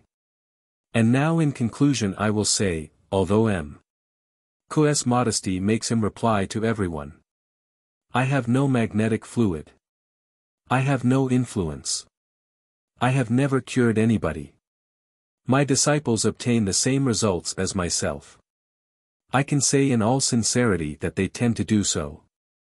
Instructed as they are in the valuable method, and when, in some far distant future, the thrilling voice of its author called to a higher sphere can no longer teach it here below, that a method, his work, will help in aiding, comforting, and curing thousands and thousands of human beings, it must be immortal, and communicated to the entire world by generous transfer. The man of letters was right, and knew how to illuminate in a word this true simple and marvelous help in conquering pain. It is going away.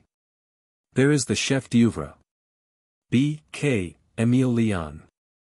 Paris, June 6, 1920.